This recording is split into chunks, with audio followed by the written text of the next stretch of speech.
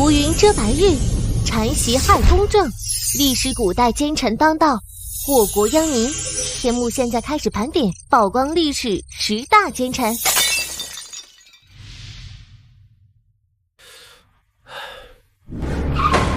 我叫陈明，因为撞大运，反手欠了系统整整100个亿。如果宿主3天内不及时还账的话，系统就要让宿主继续当植物人了哦。我还年轻，还没享受人生，不想当植物人呐。系统，你除了讨债，就没有别的能力了吗？有的宿主，本系统可将您制作的视频借天幕之力投放到古代时候，运气好的话，可以收获来自古人的丰厚打赏。只要能得到足够的打赏还账，就不用变植物人了。要是运气好，能多赚几笔，还能彻底翻身，好好享受人生。古代奸臣多的是，我帮皇帝揪出这些蛀虫，他们不得乖乖给我打赏？合理，太合理了。那就给他们盘点一下古代的10大奸臣吧。不知道这些自命不凡的帝王看到朝中蛀虫会是什么反应？视频制作完成，是否投放？各位帝王们，你们准备好了吗？投放。如今天下平定，6国已灭，普天之下皆为大秦国土。寡人准备狩猎东巡，诸位爱卿以为如何呀？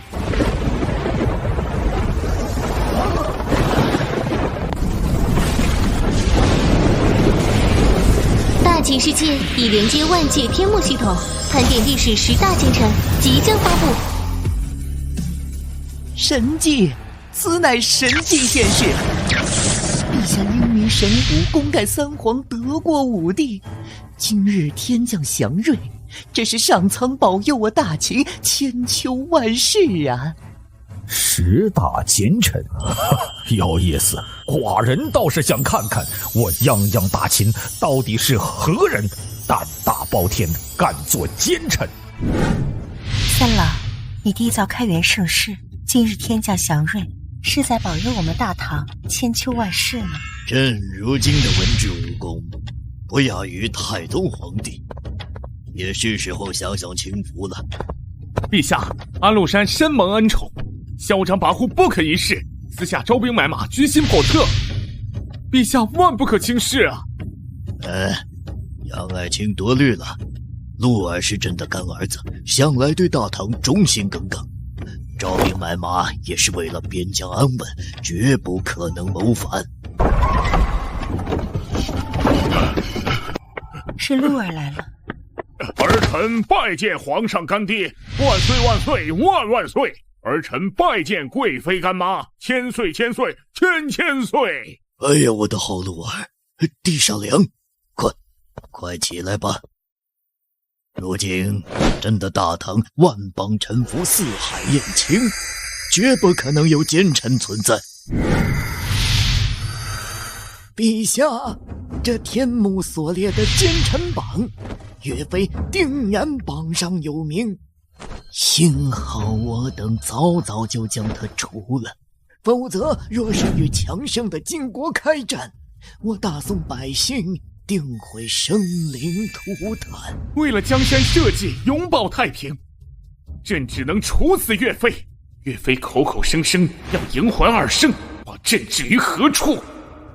臣为了大宋江山殚精竭虑，居然还有人在背后骂我，真是不理解臣的用心良苦。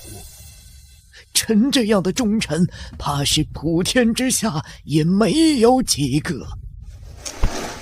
秦爱卿，辛苦你了。为了大宋万古长存，臣做的一切都是为了皇上和万民，臣甘愿背负骂名。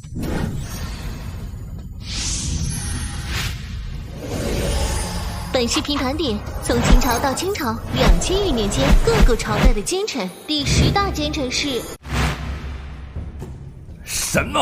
寡人一统天下，要将大秦流芳万古，竟然还是亡了，这怎么可能？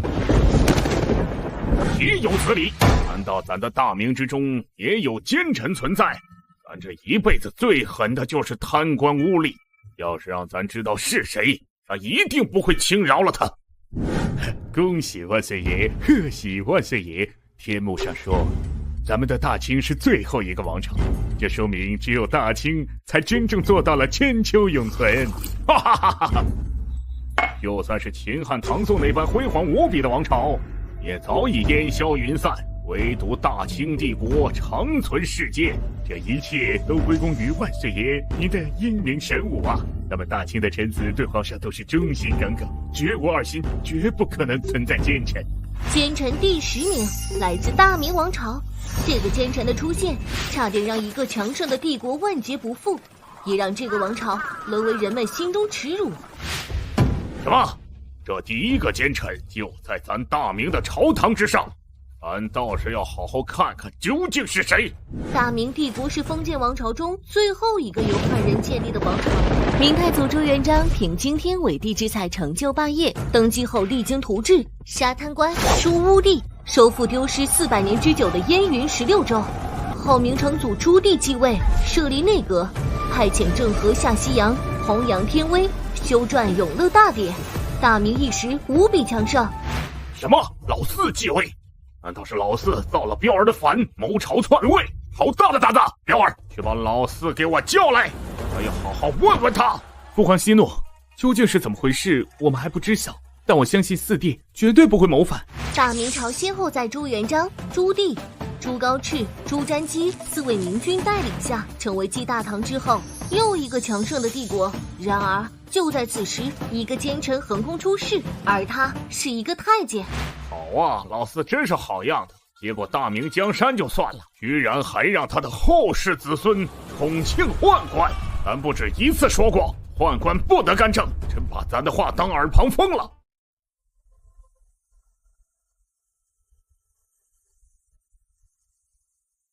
皇上，天幕现世是吉祥的征兆，肯定是上苍在预示我们出征瓦剌，绝对能大胜而归。王公公说的有道理，朕要御驾亲征，率领大军踏平瓦剌，和太爷爷那样封狼居胥，威震天下。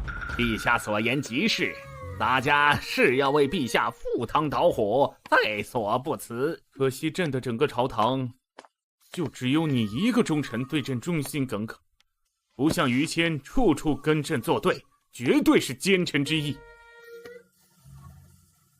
这名太监出身寒微，但为人谄媚，很擅长溜须拍马。后来任命为东宫菊郎，仗着皇帝的信任，他独揽大权，人人为亲，无恶不作，结党营私，贪污受贿，残害忠良，犯下的累累罪行罄竹难书。最后更是犯下一件弥天大错。混账！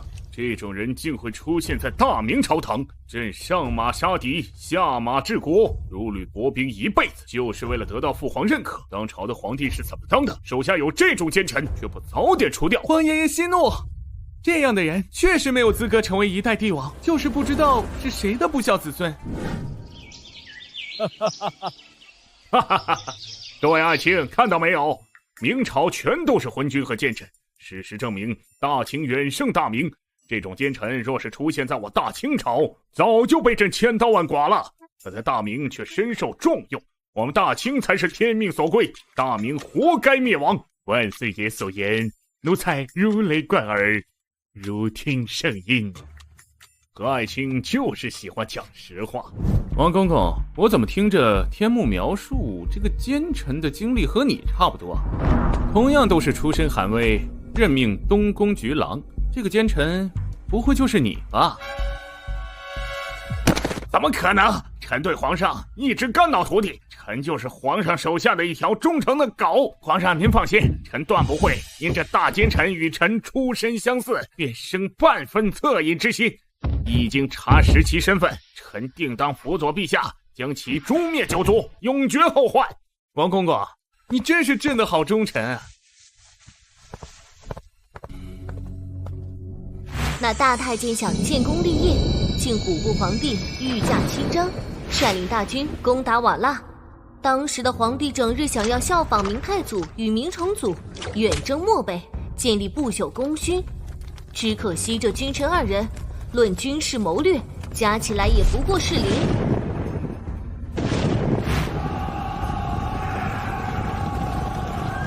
土木堡一战，20万精锐明军输给5万瓦剌军，如日中天的大明帝国自此一落千丈。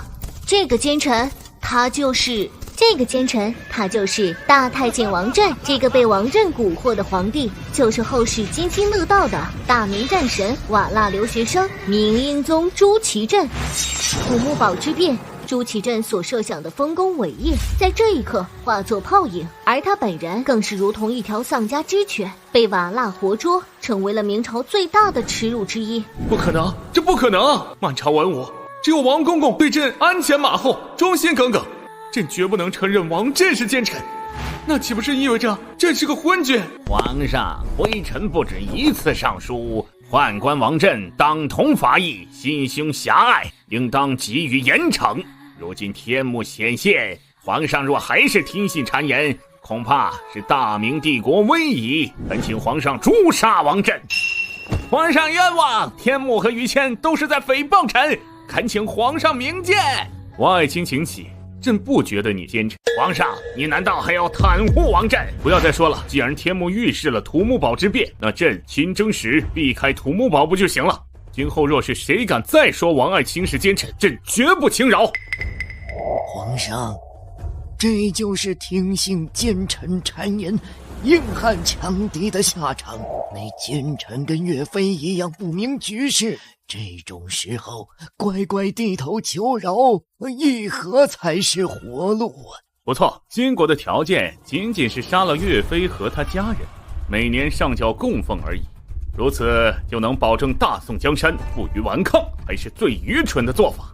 奸臣王振是土木堡之变的罪魁祸首，是不可饶恕的千古罪人。强大的明帝国险些就此断送。国难之际，明朝名臣兵部尚书于谦力挽狂澜，保卫京师，挽大厦之将倾，为大明续命200年。然而，这位名臣的最终结局却被他亲自迎回的皇上以谋反罪，判处死刑。混账！朕的后代居然出了这么个不成器的东西，哄幸奸臣，诛杀忠良，简直就是昏君！皇爷爷，您息怒，息怒个屁！看看你好儿子干的事儿，朱家5代帝王的基业都被他给毁了。要是我能穿越过去，一定好好教训教训他。朱祁镇明显跟王振是统一战线的，为了不承认自己是昏君，就绝不会承认王振是奸臣。那我该怎样才能得到帝王打赏呢？恭喜宿主获得能力穿越纪元时空，使用此能力可以向任意纪元帝王发起邀请，让他们穿越到自己所在的朝代的任意纪元。系统，你来的真是时候。这时候要是把朱元璋或者朱棣传送过去，既能教训奸臣，说不定他们一高兴还能给我打赏宝贝。朱祁镇，既然你冥顽不灵，那就别怪我把你老祖宗叫过来收拾你了。宿主是否开启穿越时空纪元？开启。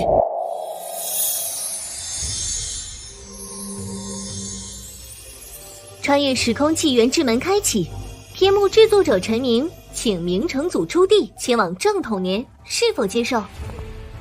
多谢陈明先生垂怜，朕愿意前往正统年土木堡之变之前。爹，皇爷爷是不是穿越过去教训朱祁镇了？幸好你儿子现在还没出生，要不然照你皇爷爷的脾气，这会儿都死800回了。皇上，你还要杀臣？难道你当真要如此混用？混账！于谦，你好大的胆，竟敢辱骂圣上！来啊，把他拖出去，诛灭九族！王振，你不过是一个宦官，谁给你的资格咆哮朝堂？你伤天害理，无恶不作，就连上苍都看不过去。降下天幕揭穿你累累罪行，皇上明知却还偏袒你，他不是昏君是什么？于谦，你算什么东西？竟敢辱骂朕！来人，把他给我押下去，关入死牢，3日后处死。谁若胆敢替你求情，朕就杀谁。皇上圣明。谁要杀于谦？祖爷爷。皇上。孙臣见过祖爷爷，我可没有你这样的重孙子。见过太上皇。就是你蛊惑朱祁镇去攻打瓦剌。皇上，你一个宦官竟敢扰乱朝堂，结党营私，贪污受贿，残害忠良，求皇上开恩，求皇上开恩！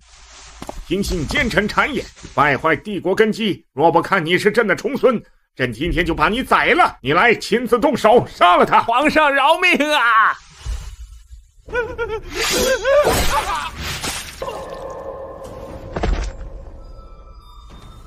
于谦是朕的应梦贤臣，你若敢杀他，朕在九泉之下绝不饶你。是，多谢皇太爷爷开恩。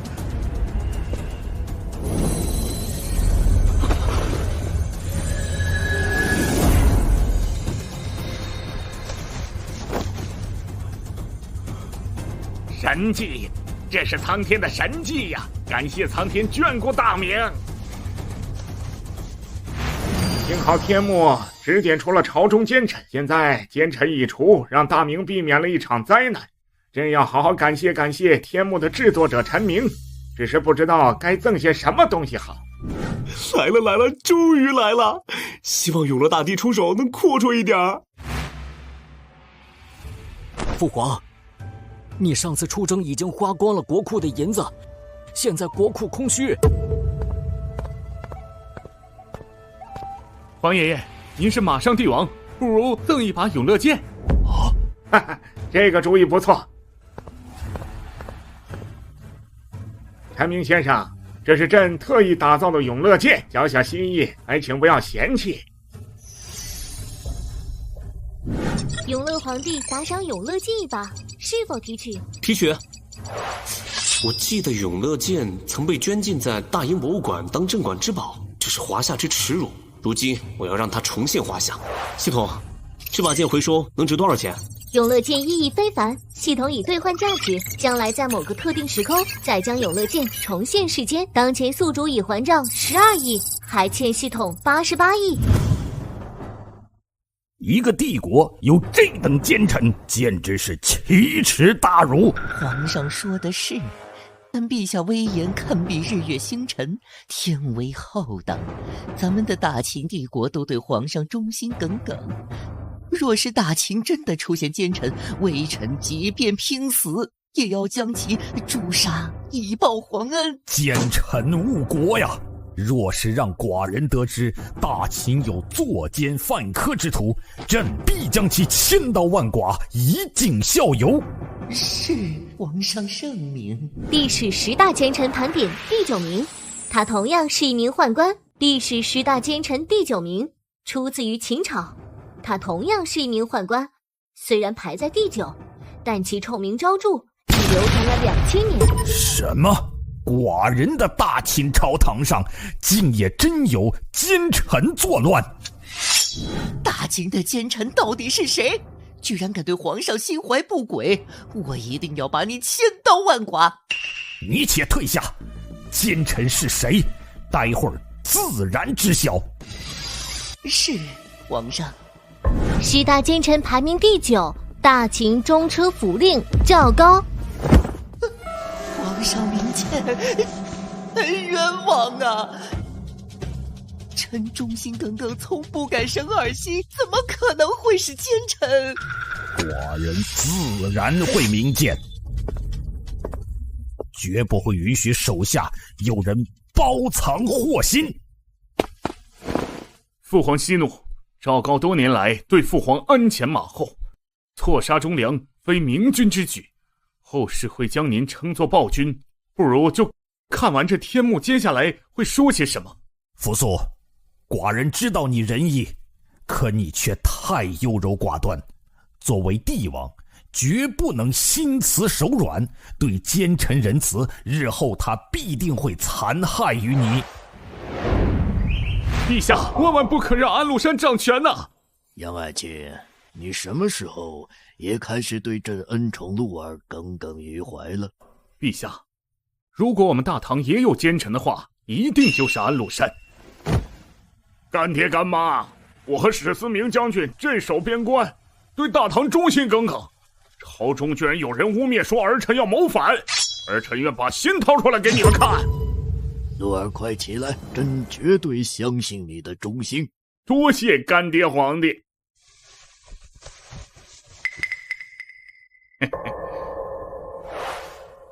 皇上，臣按照旨意诛杀岳飞，一切都是为了我大宋江山着想。可还有人怀疑我是因为一己私欲，怀疑臣的尽忠报国之心啊！秦爱卿，委屈你了，日后我定然会洗刷掉你身上的冤屈。多谢皇上。好在朕的身边没有赵高这般的奸臣，区区一个岳飞竟敢对抗金国。若是惹怒金人，大宋江山必然覆灭，杀他乃是朕的明智之举。赵高在始皇帝过世后，与丞相李斯合谋篡改遗诏。皇帝归天了，丞相，这是陛下赐给长子扶苏的诏书，要让他继承皇位。现在诏书在我手中，你觉得是给还是不给呢？作为人臣，当然要把皇帝的诏书传达下去。可丞相有没有想过，一旦扶苏继位，你我二人将归于何处？这份诏书除了陛下，就只有你我二人看过。赵高，难道你想篡改陛下的遗诏？篡改？不，这份遗诏明明是假的，这一份才是真的。小公子胡亥胸怀天下，深得朕意。朕归天后，将大秦江山交由胡亥继承。大公子扶苏优柔寡断，难成霸业，命其镇守边塞，永不回朝。丞相，这才是真的遗诏。赵总管说的是。赵高、李斯，你们好大的狗胆！陛下饶命！赵高和李斯篡改遗诏后，千里之外的扶苏悲痛不已。然而赵高并未打算放过他，和胡亥密谋设计陷害，最终殒命边塞。扶苏，你看到没有？你方才还为他说情，可你的仁慈害死了你自己。父皇教训的是，儿臣惭愧。胡亥登基后，昏庸无道，整天只知道吃喝玩乐，而赵高大权在握，朝堂上下对其无不言听计从。之后赵高设计杀害李斯，真正达到一人之下万人之上，于是也就出现了遗臭万年的指鹿为马。在下偶然得到一匹千里马，请诸位同僚前来长长眼。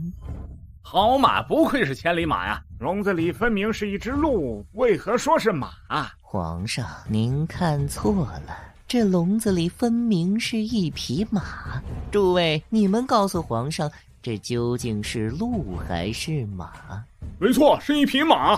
不，这分明就是鹿。皇上，赵高混淆视听，扰乱朝堂，恳请皇上严惩赵高。哼，大人，你糊涂，我想也没必要继续留在朝堂了。指鹿为马后，赵高在大秦的权势达到巅峰，之后更是丧心病狂，残忍无道，横征暴敛，犯上作乱，最终导致秦二世而亡。赵高，你还有什么话说？陛下饶命，这天幕上所说未必是真，请陛下明察。臣对大秦绝无二心。寡人将来要把这大秦江山交给你，等你将来成为了帝王，对待奸臣必须要杀伐果断。你来，亲自动手。是，父皇。公子，饶命啊！李斯，你可有话说？陛下本无言以对。还有胡亥，立即将其处决。那赵高竟敢欺上瞒下，编出指鹿为马这种弥天大谎，相比起来，还是我们陆儿憨厚老实，对我忠心耿耿。三郎，陆儿这手边疆有功，刚才又被诽谤受了委屈，你要不要做些什么补偿陆儿啊？爱妃言之有理，陆儿，你为大唐江山做出了许多贡献，朕打算封你为东平郡王，命3镇节度使。多谢干爹皇上，臣必将为陛下肝脑涂地，即便是刀山火海也在所不辞。陛下，你怎么能封一个胡人为王？朕封陆儿为王，也是为了牵制那些嚣张跋扈、不可一世的悍将。朕算是看出来了。即便是再强盛的帝国，一旦出了奸臣，那便离亡国之日不远了。好在朕的大清千秋不变，最关键的一点在于朕绝不宠幸奸臣，咱们的大清也绝不会存在奸臣。万岁爷所言极是，大清江山万古永存，皇上功绩无人可比，千古一帝，实至名归。这天幕制作者啊，帮寡人找出了赵高这等巨奸，避免了大秦亡国。寡人呐，想好好感谢陈明先生。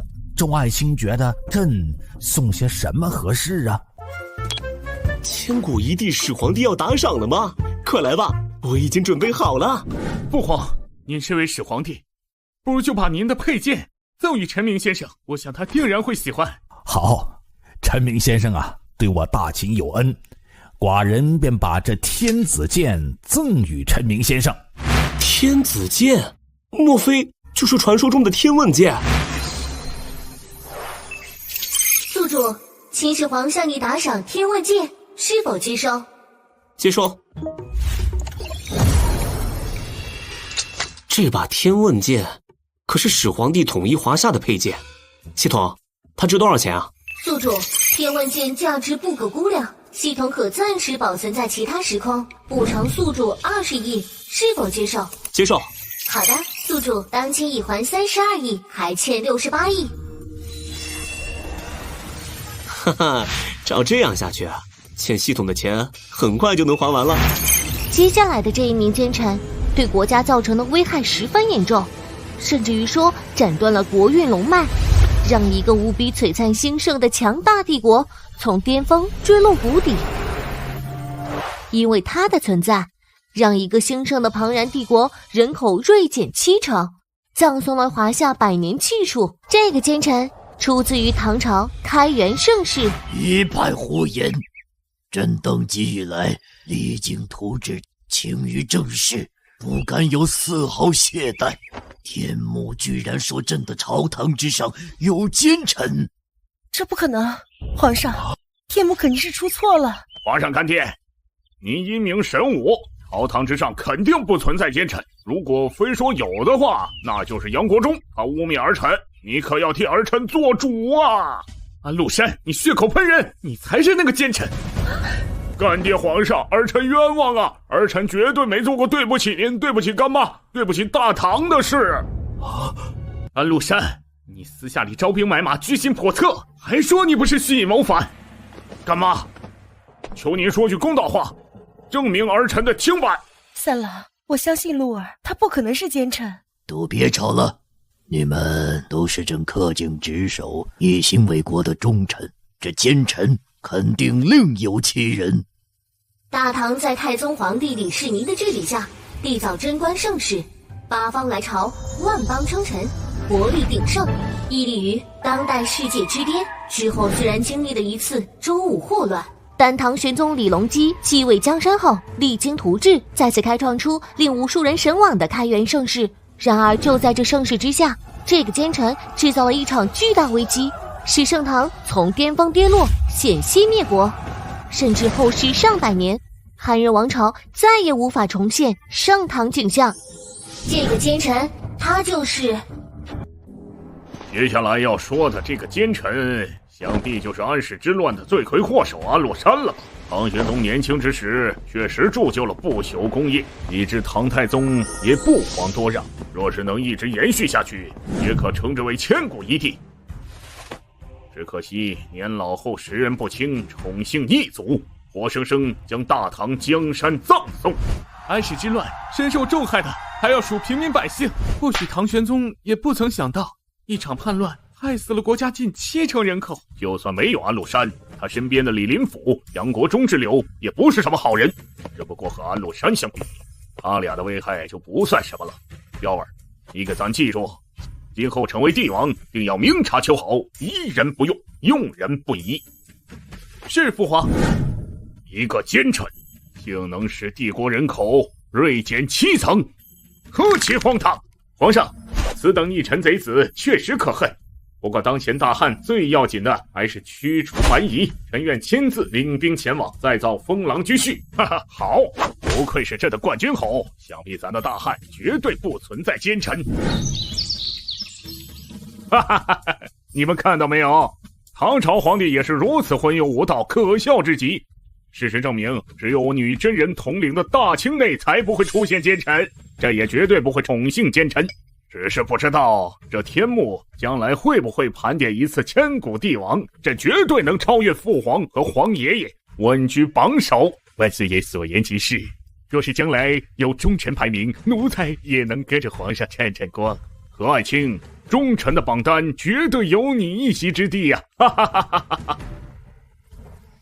奴才谢主隆恩。千古一帝，乾隆，这是什么搞笑段子吗？造成这一切的罪魁祸首，就是曾担任3镇节度使、深受李隆基恩宠、被后世唾弃的帝国之殇安禄山。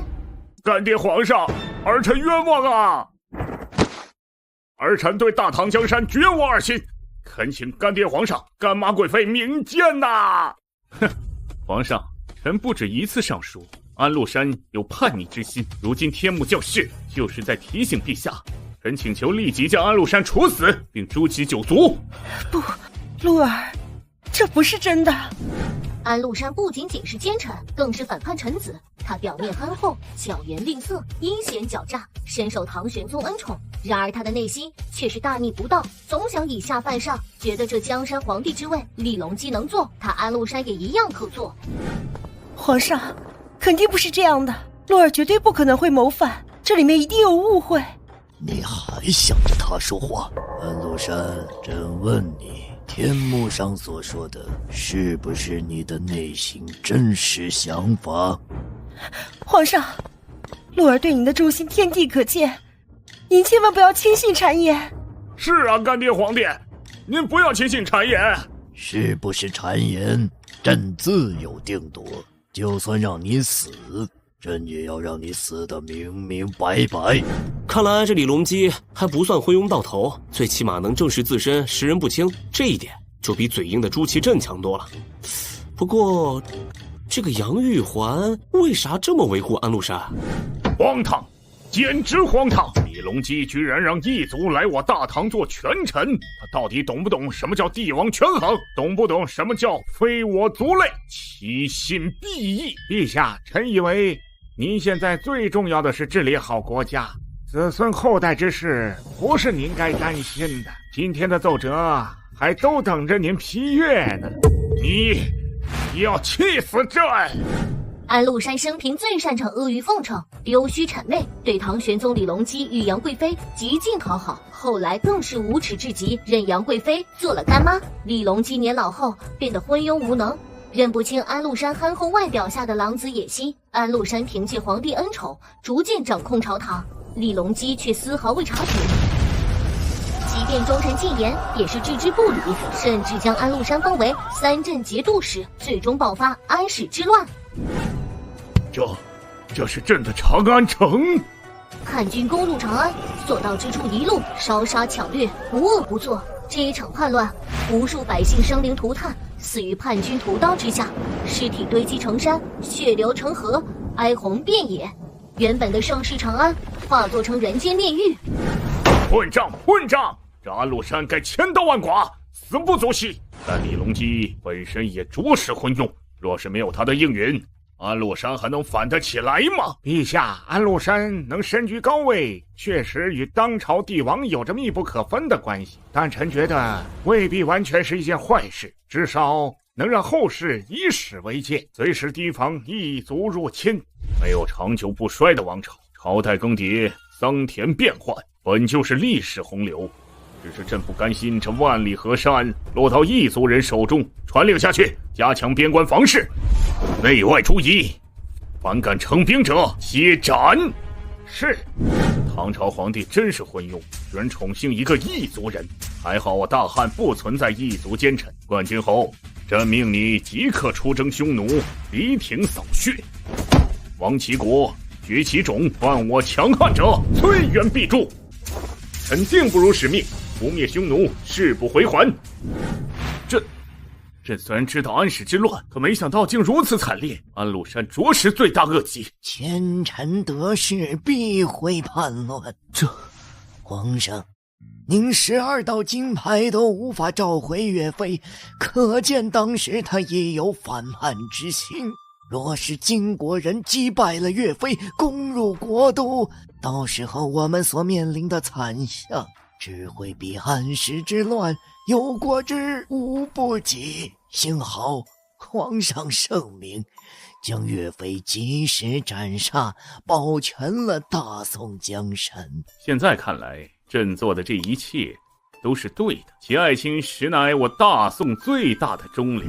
安禄山这祸害，让杨国忠、李林甫这2个专权误国的奸臣都黯然失色。李隆基的身边没有治世能臣辅佐，说到底，问题所在还是他自身。万岁爷所言极是，但奴才觉得安禄山让大唐江山从盛世跌入谷底，对我们大清而言，这是一件好事。何爱卿何出此言？万岁爷，您想啊，安史之乱打断了大唐脊梁，断送了汉民族千年气运，不然我们清军也不会这么轻易入关。何爱卿所言深得朕意。朕的大清能威震八方，就是因为没有奸臣动摇帝国根基。众位爱卿看到没有？朕之所以执意要修建长城，加强边关防守，就是为了抵御异族的入侵。异族乱我华夏，朕必讨之。对待异族，确实不该用怀柔政策，必当以雷霆手段剿伐。不错，安禄山险些断送大唐王朝，可赵高却断送了我大齐江山，可见奸臣祸害不除，江山难保啊！大唐用了长达8年时间，才彻底平息安史之乱。安禄山谋夺帝位，令整个大唐元气大伤，昔日辉煌璀璨不再，沦为笑柄。这样的乱臣贼子，该当千刀万剐。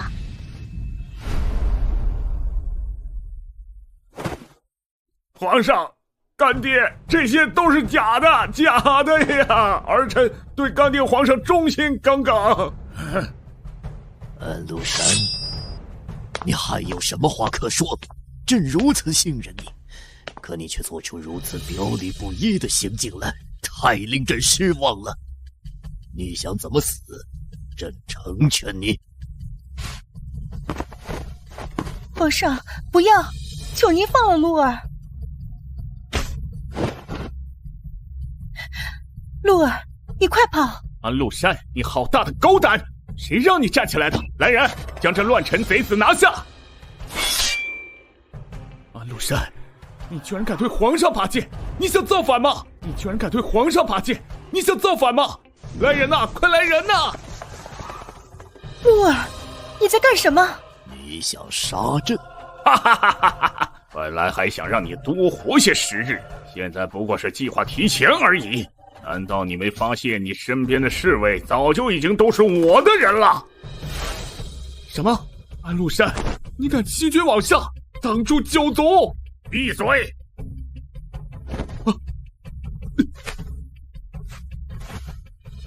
这皇位你能坐，我安禄山照样也可以。王侯将相宁有种乎？等我拥兵起义，废掉你这个大唐皇帝！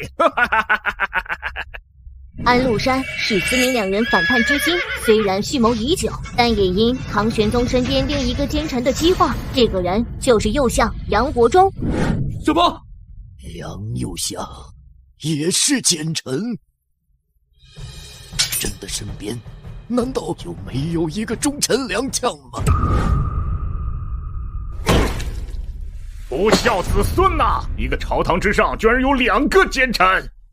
这个李隆基简直就是大唐的耻辱，即便再老眼昏花，也不能留2个大奸臣在身边吧？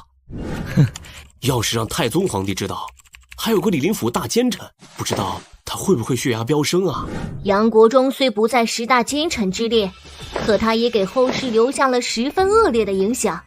杨国忠是李隆基最宠幸的杨贵妃的堂兄，他身兼数职，专权跋扈，祸乱朝政，排斥异己，导致朝堂内部争斗不断。他还好大喜功，2次发动征讨南诏战争，伪造战功，损兵折将，民不聊生，与安禄山矛盾激化，成为安史之乱爆发的导火索。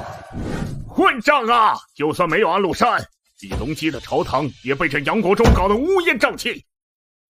这要是能穿越过去，绝不轻饶这个不孝子孙。好吧，就让我来帮你实现这个愿望。系统，开启穿越时空纪元之门，让唐太宗皇帝穿越到开元纪年。收到，穿越时空纪元之门已开启，天幕制作者陈明，请唐太宗前往开元纪年，是否接受？多谢陈明先生，待朕归来，定然会好好报答。老臣惶恐，请皇上恕罪。鹿儿，你真的？皇帝轮流坐，今年到我家。大唐皇帝，我劝你识相一点，交出传国玉玺，主动退位，饶你不死。三郎，我不知道鹿儿真的会发。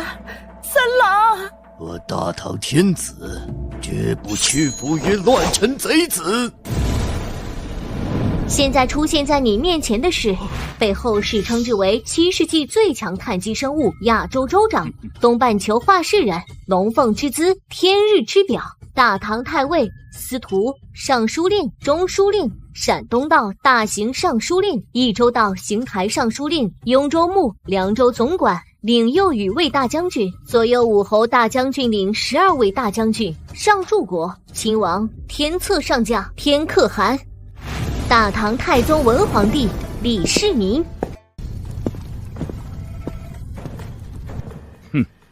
李隆基，凭你刚才说的那句话，朕算你还有些天子骨气。儿臣拜见皇太爷爷。拜见太宗皇上。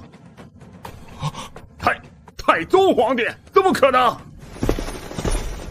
太宗皇上，跪下！你便是那谋篡皇位的安禄山。太宗皇帝饶命！欺君罔上，扰乱朝纲，滥杀无辜。安禄山，你有几个脑袋够朕砍的？求太宗皇上饶命啊！朕为了天下苍生百姓，承蒙陈明先生垂怜，穿越来此，为了大唐后世永昌。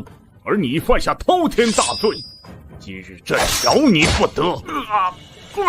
你昏庸无能，重用异族与奸佞，听信谄媚之言。若不是看在你年轻之时励精图治，一统开元盛世，不亚于朕的贞观之治，功过相抵，不然今日一定取你性命。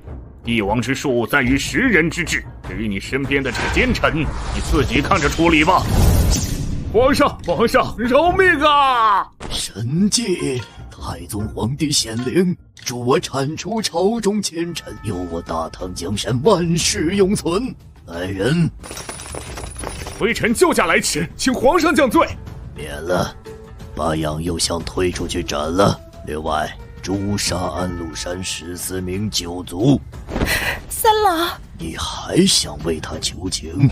皇上，您过度宠幸杨贵妃，才导致安禄山篡逆，杨国忠祸乱朝纲。微臣斗胆，恳请皇上处死杨贵妃。三郎，不要啊！臣妾冤枉。这，皇上，您是中兴之君，岂能贪恋温柔乡？此白灵。是皇上。三郎，皇上饶命啊！朕已经将那乱臣贼子诛杀，保住了朕的大唐江山，又能延续千秋万世了。恭喜陛下驱除心病。这多亏了陈明先生啊！对了，朕可要好好感谢感谢他。不知道送些什么东西合适。唐太宗已对宿主进行打赏，是否提取？提取。贞观之治时期，国力兴盛，不知道李二凤会送我什么东西啊？这是什么东西啊？啊，蓝天集序！系统，这个是不是书圣王羲之真迹啊？唐太宗打赏宿主兰亭集序真迹一卷，是否回收？系统，这可是真迹啊！这加钱。当前已还47亿，还欠系统53亿。宿主是否继续投放10大奸臣第7名？继续投放。不知道下一个奸臣会出自于哪个朝代。皇上，您有惊天伟地之才，政治清明，百姓安居乐业，功绩远胜秦皇汉武。依臣之见，若是将来排10大帝王的榜单，皇上定然是榜上有名啊！哈哈哈哈哈！超越秦皇汉武，朕不敢说，但至少朕的大清远胜大明，朕的文治武功也远在朱元璋之上。皇上所言极是，千古一帝，实至名归。10大帝王，朕避免了与强大的金国开战，保住了大宋江山。帝王榜单里，若是没朕，天理难容。皇上英明。切，赵构，什么东西？朕虽然结束了乱世，却并未真正做到大一统。10大帝王榜单定然跟朕无缘。咱推翻了暴元，收复燕云16州，一统华夏10大帝王，咱不在乎，只为了能让天下黎民百姓能吃饱穿暖，过上好日子。咱爹妈兄弟都是被元朝的奸臣害死的，咱觉得对待奸臣就不能心慈手软。宠爸，当今天下太平，在你的治理下，没有贪官污吏，世间百姓再也不用饿肚子了。司马懿，古让你去活捉诸葛亮，你为什么空手而归？丞相，我天下大事，合久必分，分久必合。东汉末年，3分天下，分别为魏、蜀、吴，占据天时、地利、人和。曹魏有曹魏的风骨，蜀汉有蜀汉的浪漫。江东不提也罢。接下来盘点历史奸臣第7名，此人有狼顾之相，最善于隐忍。狼顾之相，丞相，老臣惶恐。你慌什么？莫非天幕即将揭露的奸臣就是你？老臣不敢，老臣对丞相一片赤胆忠心，天地可见。曹操雄韬伟略，刘备匡扶汉室，孙权虎踞东吴，三国鼎立，连年征战，百姓生存于水火，苦不堪言。然而三国之争最终胜利却不属于任何一方，而是终归于晋。丞相你放心，无论这晋朝是何人所建，老臣一定殚精竭力，不顾一切代价，即便是拼死也要将其剿灭。天幕提前曝光这个奸臣，对孤来说是件好事。这等祸患，就要趁其尚未成事，连根拔除。主公，魏延脑后生反骨，将来必反，还请斩杀，以绝后患。莫非军师觉得天幕上说的那个建立晋朝的奸臣就是魏延？天幕上说的那个建立晋朝的奸臣就是魏延？不是。狼顾之相，我心中也有人选。是谁？曹操帐下司马懿。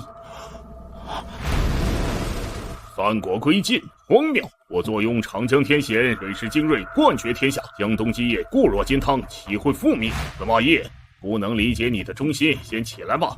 三国归晋的始作俑者，便是篡夺曹魏政权、背信弃义、为达目的不择手段、为人所不齿的大奸大恶。司马懿，跪下！丞相，这其中肯定有误会，老臣怎会做出背信曹魏的事情来？请丞相明察。父亲，司马懿也曾立下功劳，我们先看看天幕说些什么，再处置司马懿也不迟。不明白，司马懿，孤倒是要好好看看，你是使了什么手段夺走了孤的曹魏政权？整个三国时代，朕最喜欢的就是曹操，最讨厌的则是司马懿。司马懿可称之为大奸大恶之徒，虽然他最终将三国合一，可使出的那些手段实在遭人唾弃。若不是因为司马懿窃取曹魏根基，华夏就不会出现八王之乱、五胡乱华的局面。他不仅是曹魏的奸臣，更是整个华夏的罪臣。可惜曹操英明一生，糊涂一时。司马懿表面忠诚，内心阴险，能忍常人所不能忍，连曹操这样的枭雄都被他外表给骗了。司马懿间接导致了八王之乱和五胡乱华，胡人入土华夏，欺压汉族，几乎险些导致汉人亡种。司马懿这等奸臣该千刀万剐。幸好有你终结南北300年分裂，建立大隋，再造华夏大一统王朝。司马懿本身就有狼顾之相，野心勃勃，表面恭顺谦卑，实则暗藏锋芒，所以才能在最后篡权夺位。不过曹家本身也有问题，若是早点识破司马懿，才会让他有可乘之机。皇上，您是不是该批阅奏折了？这么多！皇上，您身为一国之君，要以天下百姓为先，只有您励精图治，朝堂上的奸臣才无处遁形。说到司马懿，就不得不提起东汉末年的另一个枭雄，这个人就是治世能臣、乱世枭雄曹操。他年轻时一腔热血，忠贞报国。后董卓之乱，曹操起兵讨贼，匡扶汉室，平定天下。赤壁之战前，曹操仍以周公吐哺，天下归心自译。虽挟天子令诸侯，但平定北方，一生为汉臣。若北方没有曹操，又不知几人称王称帝。没想到后世就是这般评价孤的。孤虽有错，但也立过功。只是不知道这司马懿是犯下了什么滔天大罪。曹操在世时，司马懿不敢有任何轻举妄动。曹丕继位后，司马懿深受重用，被任命为辅军大将军，抵御北伐的诸葛亮。然而司马懿深知鸟尽弓藏，兔死狗烹的道理，一直暗中韬光养晦。后来一次战役中，虽一眼看穿了诸葛亮的空城计，但仍选择直接撤军。将军，实在是天助我也！此处就是一座空城，我们率军直入，肯定能活捉诸葛亮。将军，快下令吧！不对，诸葛匹夫生性谨慎，城门大开，必然有诈。我们若是带兵攻城，只怕有去无回。快撤退！现在时机未到，蜀国还不能灭。曹魏让我制衡诸葛亮，若我将诸葛亮杀掉，那我也断无活路。司马懿，你好深的伪装，竟连孤都骗了。现在你还有什么辩解？丞相，老臣不敢。你已经敢了。司马懿最令人唾弃的便是落水之事。司马懿趁魏帝曹芳与将军曹爽祭祀的机会，迅速发动兵变，控制京都，后派人劝降曹爽，并指落水发誓，只要曹爽交出兵权，可保全家人的性命和富贵。然而司马懿夺取兵权后出尔反尔，背信弃义，诛灭曹爽3族及党羽5000余人。司马懿窃取曹魏政权，对历史危害极大。他的儿子司马昭更是做出了遗臭万年的当街弑君。混账！背信弃义，当街弑君，天子不可辱！司马懿家简直胆大包天。司马昭之心，路人皆知。不过最终司马懿家也没落得好下场，也算是天道轮回吧。三国归晋，晋朝后期爆发八王之乱，导致骇人听闻的五胡乱华。五胡乱华是汉民族史上最黑暗的时期，更是华夏民族的奇耻大辱。人口锐减，经济崩溃，文化断层，社会动荡，汉族险些灭族，中原大地陷入100年浩劫。天道轮回，司马懿家作恶多端，犯下滔天大罪。晋朝灭亡后，司马懿家被灭满门，天下百姓无一同情。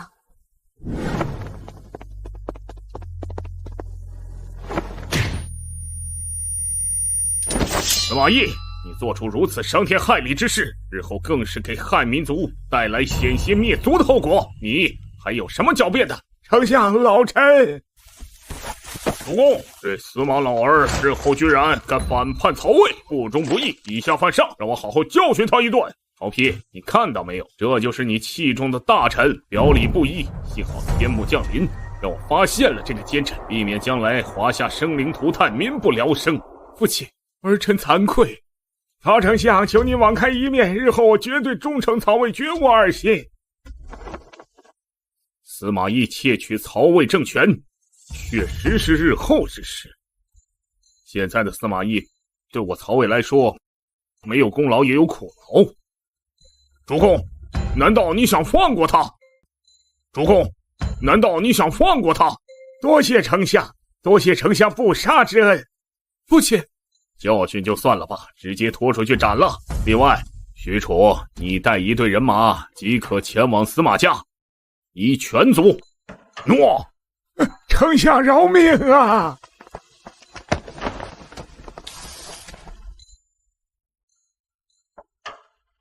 无人进入中原，朕征战一生，冠军侯封狼居胥，没想到后世就出来这么一个民族叛徒。卫青，你也去协助冠军侯，把那些觊觎我大汉江山的异族斩尽杀绝，永绝后患。遵命。皇上，司马懿给华夏中原带来的毁灭后果，简直难以想象。他表面上忠君爱国，实则阴狠毒辣、自私自利，做的所有事都是为了满足自己的私欲，简直和岳飞一模一样。只有臣才是真正为了大宋殚精竭虑。岳飞所为罪大恶极，欺下瞒上，违背朕的指令攻打金国。这后面的奸臣之中，绝对有岳飞。朕希望天幕快点曝光岳飞的丑恶嘴脸，好让天下人都看清岳飞有多该死。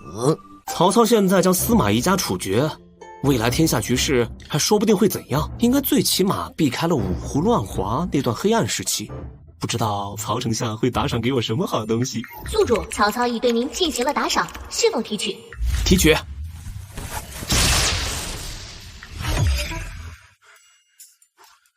恭喜宿主获得曹操打赏青钢剑和倚天剑。什么？这就是传说中的绝世双剑？系统，这两把剑值多少钱啊？这两把剑在历史长河中意义非凡。曹操佩戴这两把剑，破黄金，秦吕布，灭袁术，败袁绍，深入塞北，直抵辽东，纵横天下，所向披靡。停，直接回收了吧，将来在合适的时节再让这绝世双剑重现世间。宿主当前已还65亿，还欠系统35亿，继续加油哦！哈哈，马上就要还完了，加油，继续投放。现在已经盘点到历史10大奸臣第6名，前朝与后朝皆有奸臣出现，唯独略过了我大宋，这是不是说明我大宋没出现过奸臣？皇上，当初皇上杯酒释兵权，重文义武，解除禁军将领职务，分散兵权，此乃千古最明智之举。大宋朝堂群臣忠心耿耿，绝不会有奸臣祸乱，那样最好。只是皇上，您为何到现在还不立太子之位？朕征战一生，重夺大汉江山，本以为能千秋万代，却不想最终3分天下。后来更是被异族入侵中原，奸臣真该千刀万剐。奸臣的第7名就已经给国家带来如此巨大的危害，真不知前面的那些奸臣还能做出什么大奸大恶之事。你说这榜单之上会不会有鳌拜？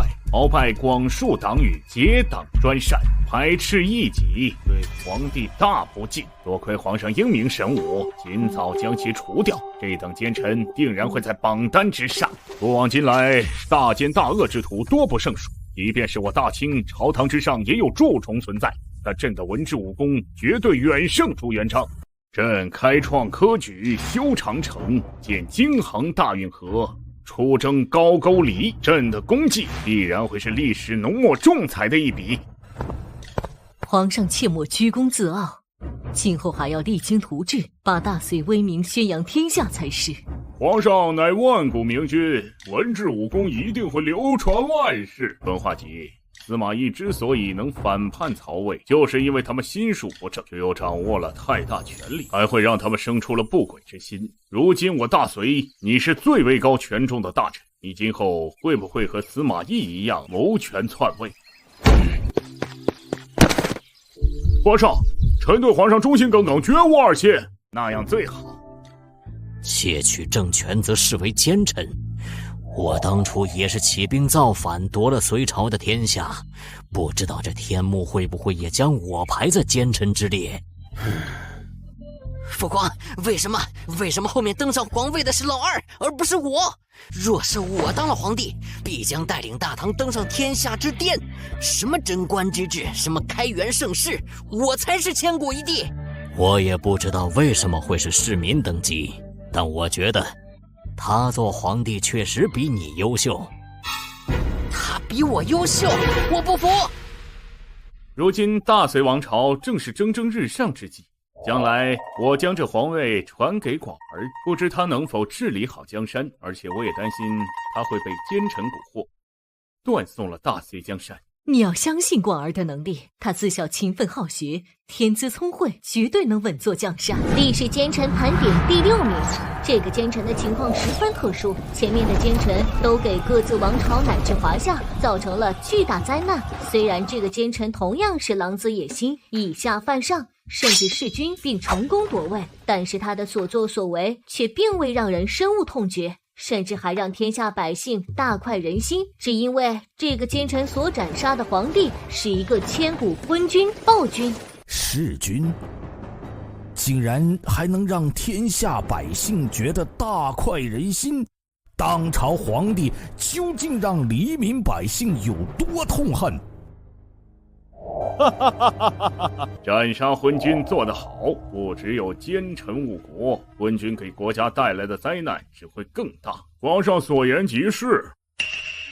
天幕之上所说的昏君，应该就是隋炀帝杨广了吧？杨广在位之时，昏庸残暴，劳民伤财，更何况朝堂之上还有宇文化及那样狼子野心的大奸臣。幺儿，你要记住，亲贤臣，远小人，国家才能兴盛不衰。隋炀帝开凿大运河，修长城，开创科举制度，也算是有功绩的。身为帝王，要做到君臣一心，上下一体，治理国家。杨广固然该死，可那宇文化及也不是什么好东西，贪婪骄横，无勇无谋，背着弑君谋逆的罪名，只做了半年皇帝，却留下千古骂名。爱卿，天幕上所说的这个奸臣，你应该也猜得出是哪个了吧？万岁爷，臣愚昧。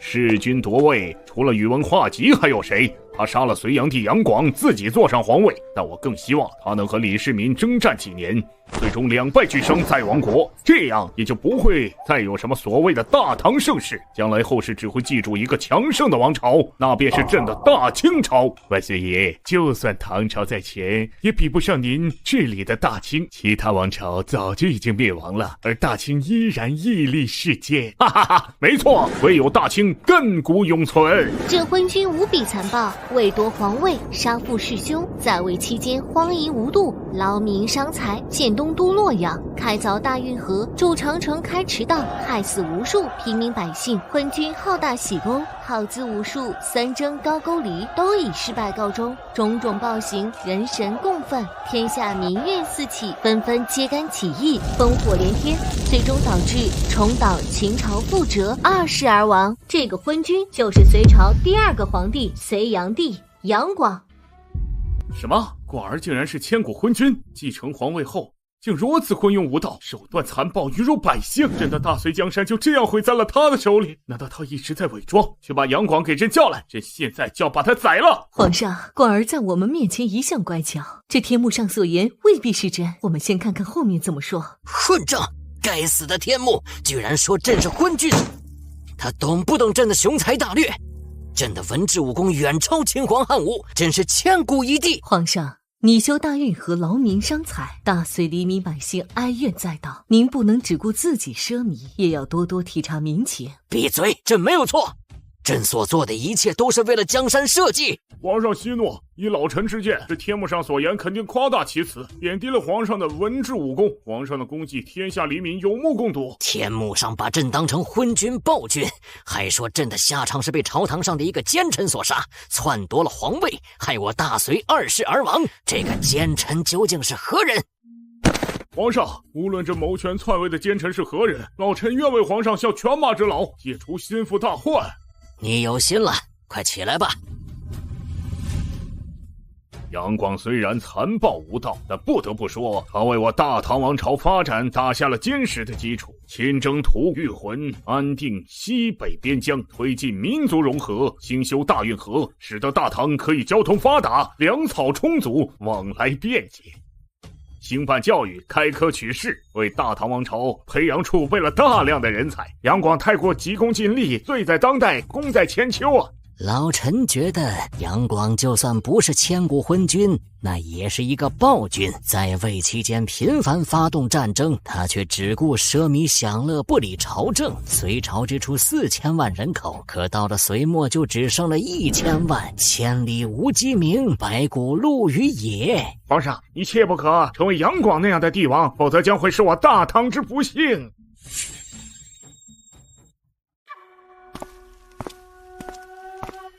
皇上，宇文化及弑君之事，就是在给您警戒呀！我听闻岳飞在外笼络人心，将士们高呼岳飞万岁，军队也几乎是岳飞一人说了算。如果将来岳飞效仿太祖，黄袍加身，蓄意谋反，后果将难以想象。混账！岳飞这个乱臣贼子，其心可诛。多亏了钱爱卿把大宋唯一的奸臣除掉，今后也不必担心金国来犯，只要苦一苦百姓，就能让大宋江山永保太平。皇上圣明。隋炀帝杨广昏庸残暴，导致民不聊生，天怒人怨，百姓生如水火，王朝各地起义不断，都对皇位宝座垂涎3尺。而这个大奸臣也在其中，他欺上瞒下，极尽谄媚讨好。当他看见皇权大势已去，便暴露出狼子野心，起兵造反，直逼皇宫。这个大奸臣就是宇文化及。宇文化及，没有朕的吩咐，谁让你们进来的？皇上，当今天下大乱，各地烽烟四起，黎民百姓困于水火，大隋气数已尽，这个皇位该换人来做。混账！你想篡位弑主？你现在还有什么资格说我？像你这样的人都能做皇帝，我凭什么不能取而代之？宇文化及，你真是好大的狗胆！杨广，今日便是你的死期，等你死后，你的萧皇后整个后宫就都是我的了。本人请陛下定天。宇文化及，你不得好死！隋炀帝杨广死后，宇文化及登基皇位，大隋2世而亡。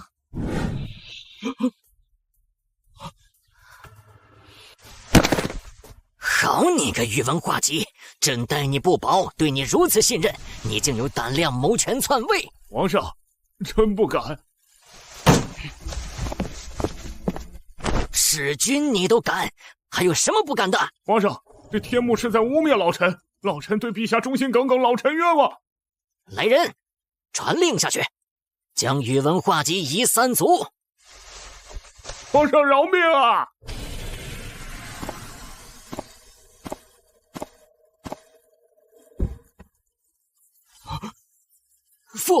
父皇，儿媳见过父皇。先帝，杨广要对宇文化及动手了吗？不过就算是杀了宇文化及，他还是那个昏庸的暴君，迟早还是会被人推翻的。宿主检测出隋文帝杨坚强烈的穿越愿望，是否打开穿越纪元之门，让他穿越？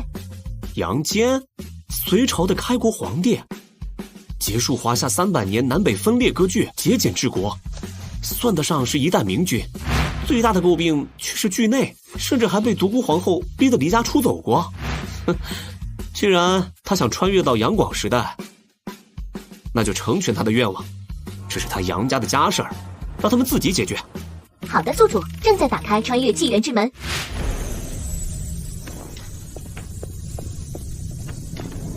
隋文帝杨坚穿越纪元成功。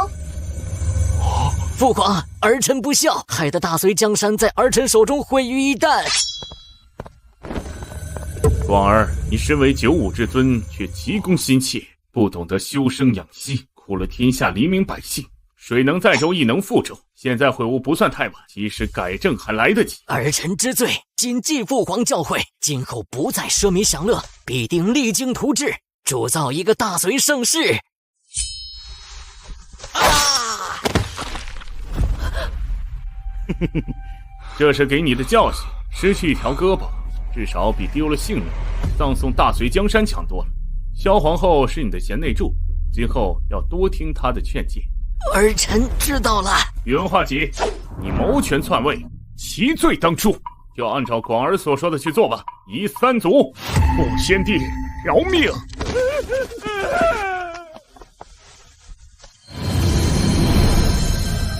神迹！感谢上苍垂怜，佑我大隋！感谢天幕制作者陈明先生，朕以后必当改过自新，励精图治，绝不暴政，让大隋江山永世流传。多谢陈明先生垂怜，不仅让我教训了逆子，还保住了我大隋江山。朕倒是有个好东西可以送给陈明先生。说起来，隋朝和秦朝还是很像的，都是结束战乱，建立一统大王朝，也都是二世而亡，就像是燃烧的流星，瞬间照亮整个星空，然后迅速灭亡，但却为下一个盛世铺就道路。唐代的繁荣离不开隋朝留下的基业，唐承隋制，有道是秦作嫁衣汉来穿，唐继隋运300年，此言不虚。宿主不要再感慨了，隋文帝杨坚对您进行了打赏，是否提取？提取。杨坚时期国力鼎盛，他会送我什么好东西呢？这是传国玉玺，据说这传国玉玺在西晋灭亡时流传失踪了，没想到最终落在了杨坚手里。这个传国玉玺可是无价之宝，系统，你能有多少钱回收？传国玉玺象征华夏无法替代的文化意义，其价值无法用金钱估量。宿主如果想回收，系统可以补偿宿主50亿代为保管。50亿！宿主已还清系统欠款，盘点所得将直接打入宿主银行卡中，请注意查收。发财了，发财了！欠系统的钱已经还清，后面的打赏都是我的了。我终于不用去做植物人了啊！不知道将来传国玉玺现世会引发多大的轰动。现在已经盘点了5个奸臣了，大汉却始终没有奸臣出现在榜单，是不是说明朕的大汉不存在奸臣？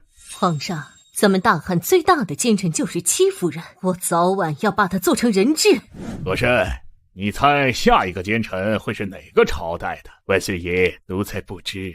不过奴才猜测应该是明朝，毕竟古往今来明朝的奸臣最多，例如王振、严嵩父子、刘瑾、魏忠贤、袁崇焕。这些虽然也都是些祸乱朝纲的奸臣，但是跟天幕上那些弑君篡位、祸国殃民的奸臣一比，就完全算不上什么了。那万岁爷觉得下一个奸臣会是谁呢？朕觉得应该出自大汉，毕竟大汉的400年兴衰，大奸大恶之徒数不胜数。汉民族灭亡，我们女真人才能真正崛起，成为华夏正统王朝。已经盘点的5个奸臣，有的在前朝，有的在后朝。朕突然有股不安的感觉，排名越往前的奸臣越是大奸大恶，其中会不会就有大宋？皇上，当今天下平定，皇上该考虑立太子之事了，应尽早下决断。朕之所以不立太子，是因为朕的心中一直都有个心结。朕虽然建国大宋，却未做到大一统。燕云16州与河西走廊流落在外，让朕寝食难安。皇上未完成的事，后代必然能做到。大宋在未来一定会成为大一统王朝。但愿如此吧。至于立太子的事，朕再考虑考虑。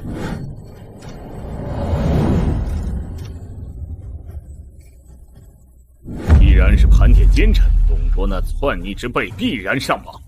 董卓废立皇帝，凶国害民，人神共愤。但现在外界有许多对主公不利的传言，都说主公也和那董卓一样残暴不仁，挟天子令诸侯。父亲年轻之时一腔热血匡扶汉室，若是没有父亲坐镇北方，天下怕是早就大乱了。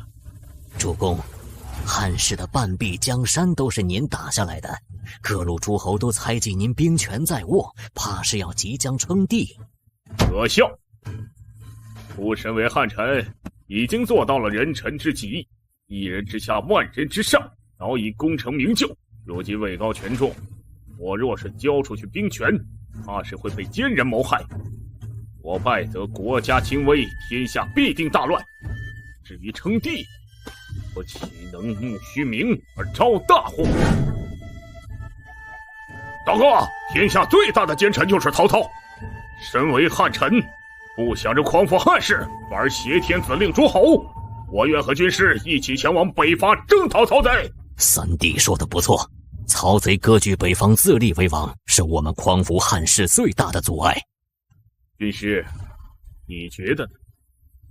曹贼自然要征讨，只是现在时机还未到。古今往来，国衡以弱亡，为汉以强亡。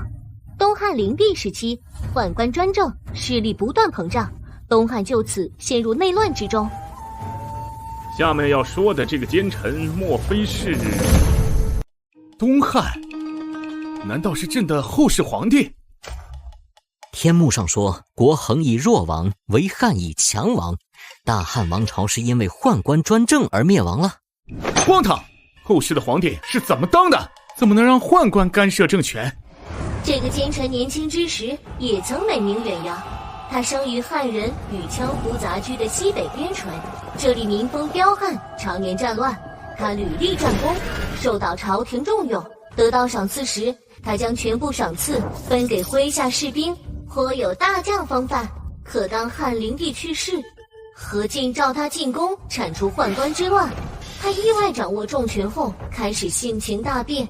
过去的屠龙少年，在这一刻变成了恶龙，将洛阳城搅成人间地狱。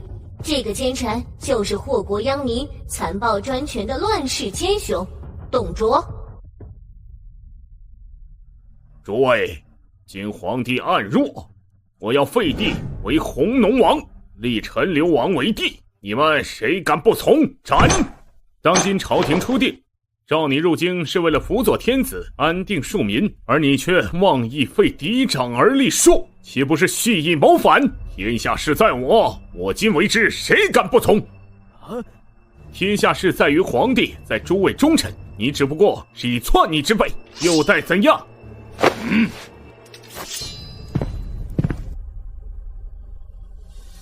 而要试试我宝剑是否锋利吗？我剑也未尝不利。哦，人怎么可以有种成这样？董卓，你还不知悔改？天幕已经将你列为了祸国殃民的奸臣。我怎么会是奸臣？刘辩懦弱无能，陈留王年少聪慧，他更适合当一代明君。我这样做完全都是为了保全大汉江山。皇上，您看到没有？董卓拥兵自重，一开始也是尽职尽责保卫国家，但当他掌握了大权，就忘记了本心，变得疯狂。这和岳飞简直是一模一样啊！秦爱卿说的不错，如果我没有诛杀岳飞的九族，将来他拥兵自重，肯定会起兵造反，夺我大宋江山。皇上，现在外面的大臣都上书弹劾老臣，百姓也在辱骂老臣，为了私欲以莫须有的罪名诛杀岳飞。他们都是被岳飞蒙蔽了双眼，他们不懂得老臣一片拳拳报国之心呀。等我们与金国结交，我到时一定会昭告天下，只有你是我大宋最忠心耿耿的大臣，洗刷掉你蒙受的冤屈。多谢皇上。董卓从小在边境长大，与当地的羌胡族结下深厚友谊。听闻有一次羌胡族的首领去到他家，他还将家中唯一的耕牛斩杀，接待这些人。可见那时的董卓也是有情有义。董卓当时在边境的声望极高，他作战勇猛，当地的百姓都把他当成守护神。如果继续这样下去，董卓说不定会成为东汉末年的名将。只可惜何进将他召入宫中。皇上，我倒不认为董卓是奸臣，若是没有董卓消耗汉民族的气运，我女真族也不能顺利坐拥江山。哈哈哈哈！汉人自相残杀，对我来说百利而无一害。我们女真人能在汉人手里夺下江山，千秋万载而不覆灭，这只能说明我们女真人比汉人更适合统领江山。皇上英明神武，大清千秋万代。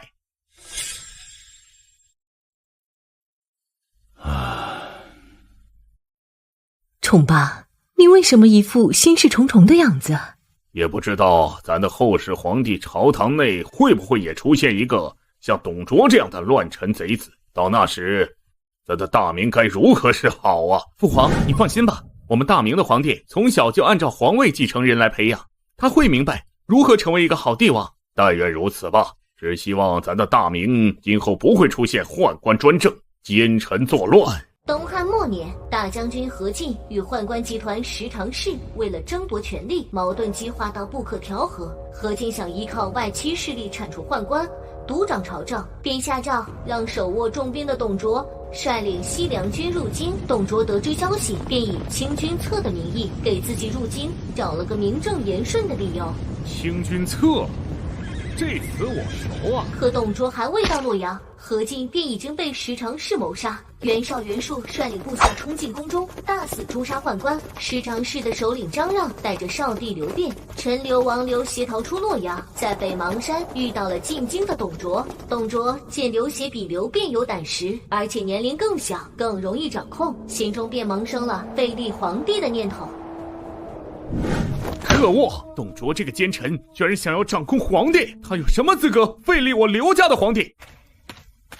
皇上息怒，既然董卓敢废立皇帝，那也就说明彼时皇帝已成为了傀儡，朝堂之上无人能制衡董卓。废立皇帝，后世的这些奸臣所为，还真是令寡人大开眼界呀！混账！大汉王朝乃是我刘家的天下，就算是皇帝昏庸懦弱，也轮不到一个外姓人指手画脚。传令下去，将西北边境凡是姓董的氏族格杀勿论，我将一切危及到刘家天下的隐患彻底铲除在萌芽之中。皇上息怒，霍去病征讨匈奴还需要边军的辅助，那就等霍去病归来，不将这隐患铲除，朕寝食难安。诺。废立皇帝，自始皇帝创建大一统王朝以来，还从未有如此骇人听闻的权臣。即便是赵高，那也是等始皇帝驾崩后，才敢偷偷篡改遗诏。这般的明目张胆，天下人当共讨之。董卓护驾有功，又将何进的部队收编，势力日渐扩大，京师的兵权全部掌握在了董卓一人手中。董卓的野心也开始越发膨胀。董卓原本就是边境上一个小小的军队将领，从来没接触过这么大的权力，尝到甜头后就变得一发不可收拾，被集权腐蚀了心智。所以说，一个人的野心是永远都无法满足的。陛下，董卓原本就不是安分之辈，否则就算给他再大的权力，他也只会效忠于皇室，而不是篡逆。魏爱卿言之有理，朕手下的大将军李靖、秦琼、程咬金，个个都是手握重兵，可他们却从没想过谋夺朕的皇位。我不认同陛下的观点。董卓之所以能掌控朝堂，是因为汉献帝刘协软弱无能。如果陛下不励精图治，反而昏庸无道的话，怕是早就被人推翻夺走了皇位。魏征，就不能说点朕喜欢听的吗？陛下，今天的奏折已经堆了上千本，你打算什么时候批阅？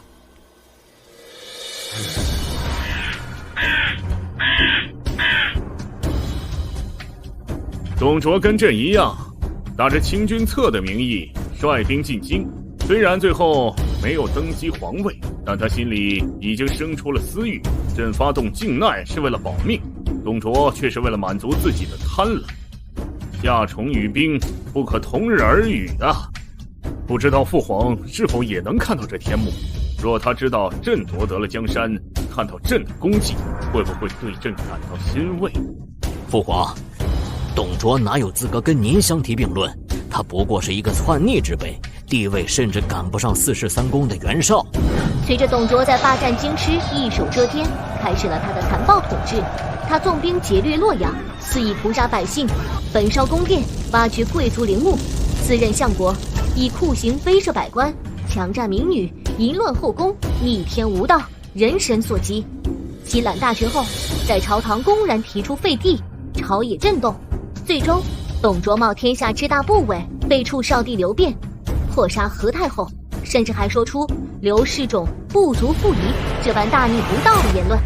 董卓，天幕上所说的所有人都听到，你拥立刘协为帝是为了掌控朝堂，你端断朝政，以相国之威霸占京师，僭越皇权，纵兵烧杀抢掠，无恶不作，千刀万剐，死不足惜。哈哈哈哈哈！就算你们知道又能如何？现在的京师是我说了算。再过不久，我就将刘协逼下皇位，大汉气数已尽，江山是时候改朝换代了。董卓，你好大的狗胆！谁敢不从？我儿奉先何在？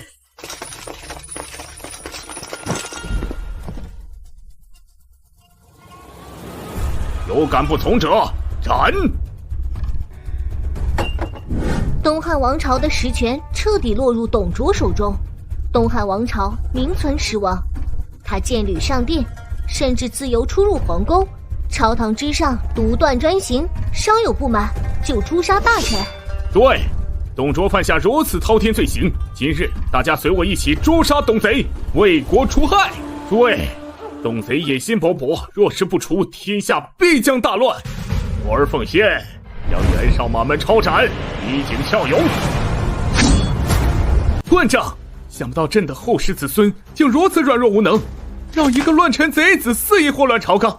难道朕的大汉就要灭亡在这个乱臣贼子的手中了吗？皇上，不如我们也求一下天幕制作者陈明先生，让陛下穿越到汉献帝纪元，将这个篡逆之徒斩杀。朕恳请陈明先生垂怜，让朕穿越至汉献帝纪元，诛杀董贼。宿主，系统检测到汉光武帝迫切请求穿越，是否准许？汉光武帝就是那个位面之子刘秀。也对啊，当朝的皇帝镇不住董卓，所以他打算亲自上了嘛。嘿，有意思。不知道董卓见了刘秀还有没有胆量提废帝皇帝的事儿。系统开启穿越纪元之门，让汉光武帝穿越到汉献帝纪元。收到，开启穿越时空纪元之门，邀请汉光武帝穿越到汉献帝纪元。穿越成功。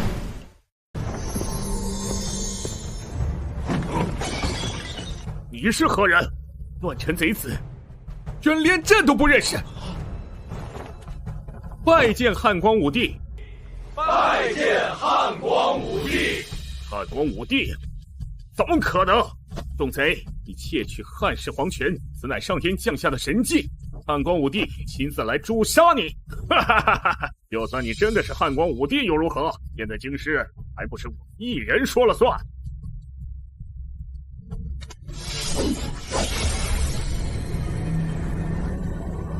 小小国贼，你真当朕的大汉是软柿子，说捏就能捏吗？相国大人不好了，刚才突然有数十块陨石落入西凉军的军营中，您的亲卫军没了。什么？我的数万兵马全被陨石砸死了，现在火烧军营已经变成了一片废墟。这怎么可能？我去，真不愧是位面之子啊，随时随地召唤陨石啊！董卓，我已通过天幕知晓了你犯下的累累暴行，你现在还有什么话说？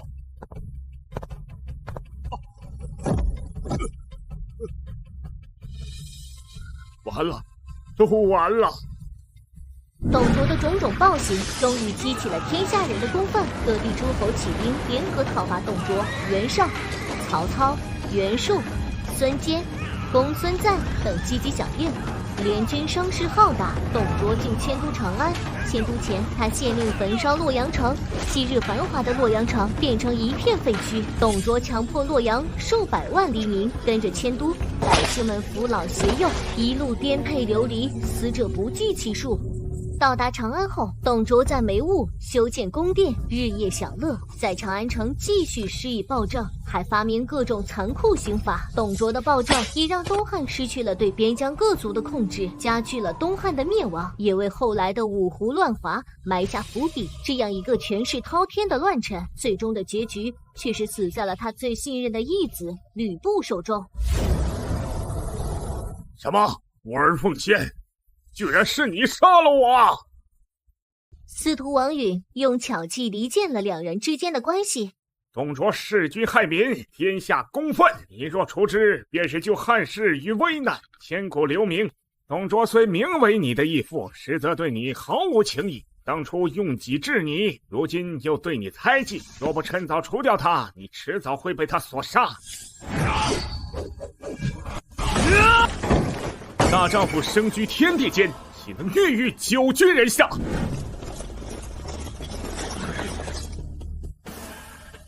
我儿奉兴何在？你祸乱天下，人人得而诛之。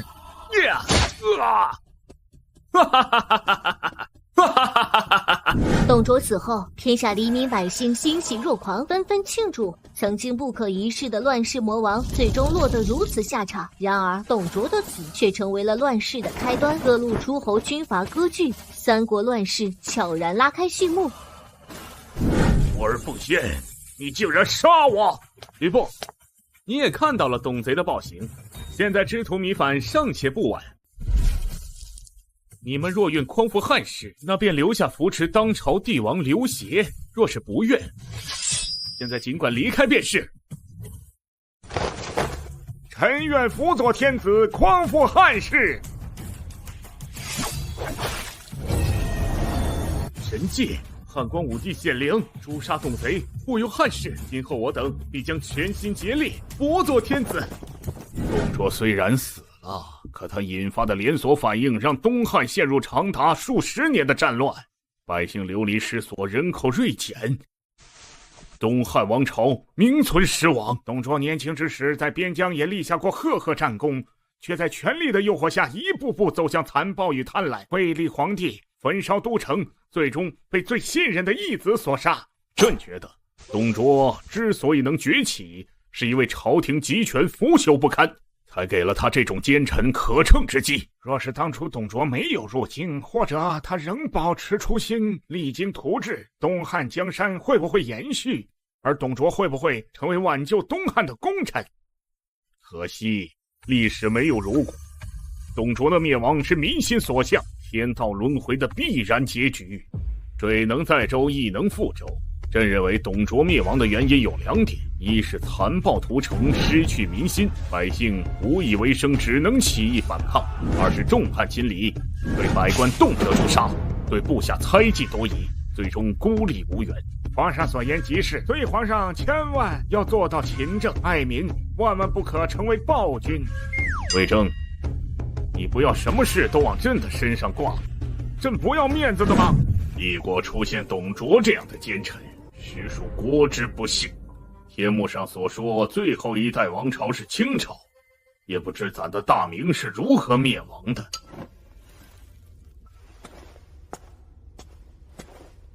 宠爸，一个帝国的兴衰都是历史必然，没有哪个王朝能做到千秋永盛。咱知道，可咱就是担心咱的大明也出现一个类似董卓这样的奸臣，一开始战功赫赫，受到重用后利益熏心，又背叛咱大明，这样的奸臣一定要尽早除之而后快。东汉虽然灭亡了，但那些周边的羌胡却一时没敢轻举妄动。和珅，你知道为什么吗？虽然东汉灭亡，却三分天下，这三个国家仍然能将边境的羌胡虐得死去活来。所以国恒以弱亡，为汉以强亡，这句话是有道理的。不过东汉末年强并不是王朝，而是那些割据势力的军阀诸侯。东汉灭亡却仍能留下一句犯强悍者虽远必诛，不知我大清的后世会不会也有这般骨气？骨气？笑死我了！犯我大清者虽远必赔吗？万岁爷，您贵为实权老，大清在您的治理下风调雨顺，宁静也是国泰民安。若有强敌来犯，咱大清的铁骑一定会将其踏平。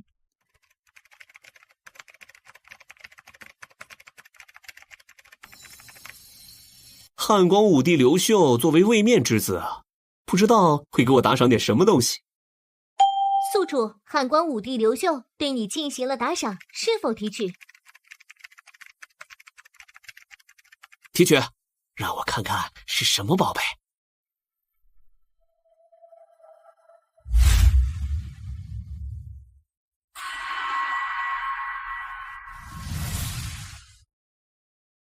这是什么？汉光武帝被称之为中兴之君与定鼎帝王，鼎是传国重器，而天子又有一言九鼎的说法，所以汉光武帝赠送了宿主9鼎。这些鼎值钱吗？系统将以30亿的价格回收9鼎，是否回收？9鼎意义非凡，将来必定要让他们重现华夏。回收！哈哈，发财了，发财了！历史奸臣前4名了，接下来的这个奸臣就是他，让大汉王朝分成了东汉和西汉，也是汉光武帝刘秀的宿敌。朕刚说完大汉没奸臣，结果就出来了一个董卓，这不是啪啪打我脸吗？还有天幕里为什么说朕的大汉分成了东汉和西汉？夫臣参见门面。难道是大汉王朝在流传过程中出现了什么意外？我突然有股不祥的预感，朕的大汉不会还有奸臣吧？为什么天幕里还没有把咱们的当朝大奸臣宰相秦桧曝光？秦桧害死了岳飞，与金国讲和，卖国求荣，让别的国家都以为大宋是个软弱好欺负的帝国。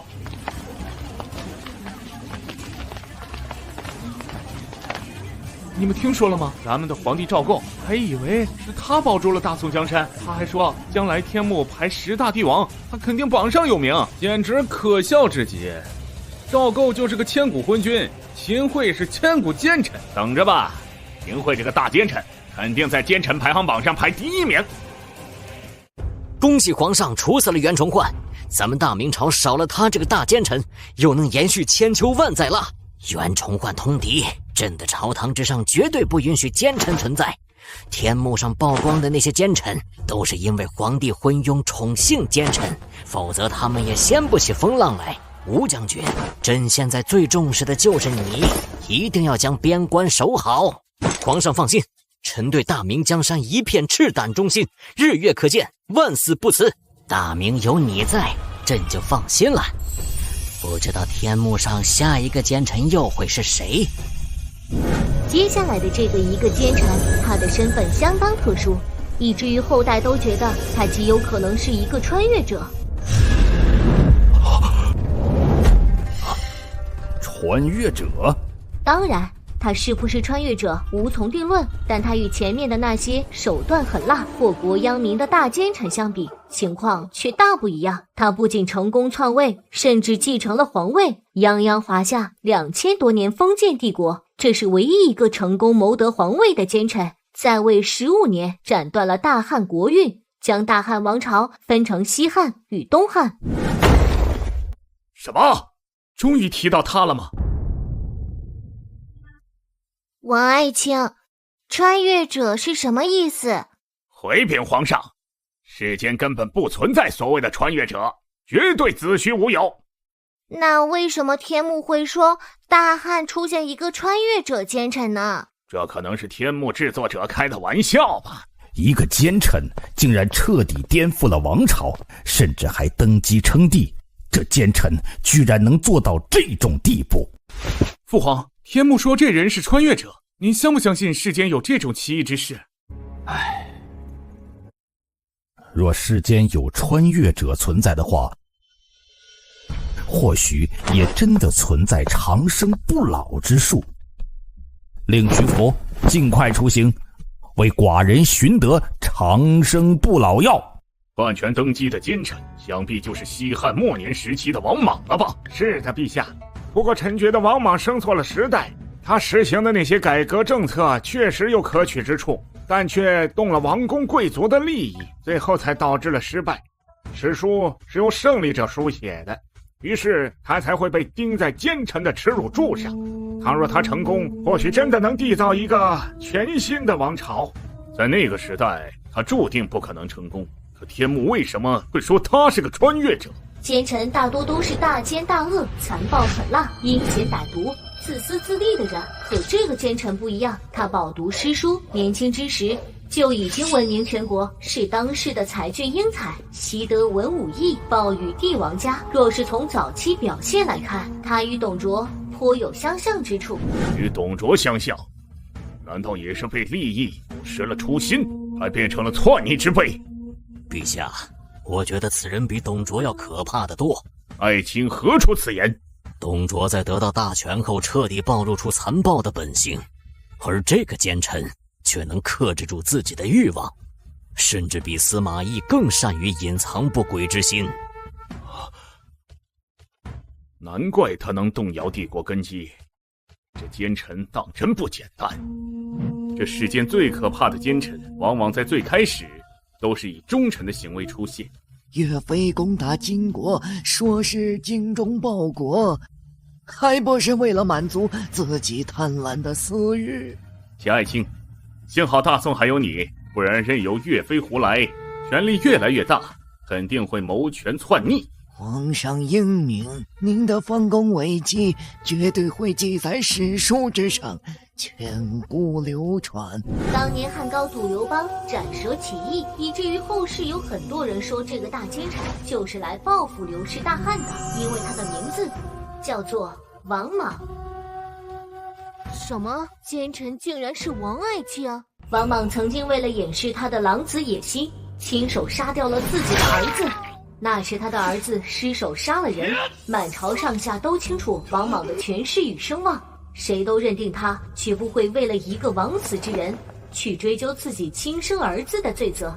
可谁也没料到，王莽竟亲自出手，当着满朝文武的面处死了儿子，硬是给了天下人一个掷地有声的交代。杀人偿命，天经地义，你惨还无辜平民，就要付出代价。父亲，您怎么能为了一个平民杀我？天子犯法与庶民同罪。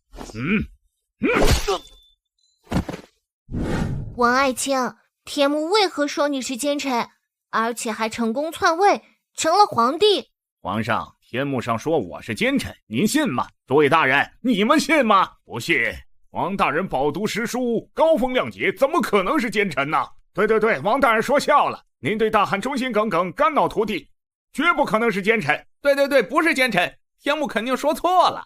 皇上，您听到没有？满朝文武都说朕不是奸臣。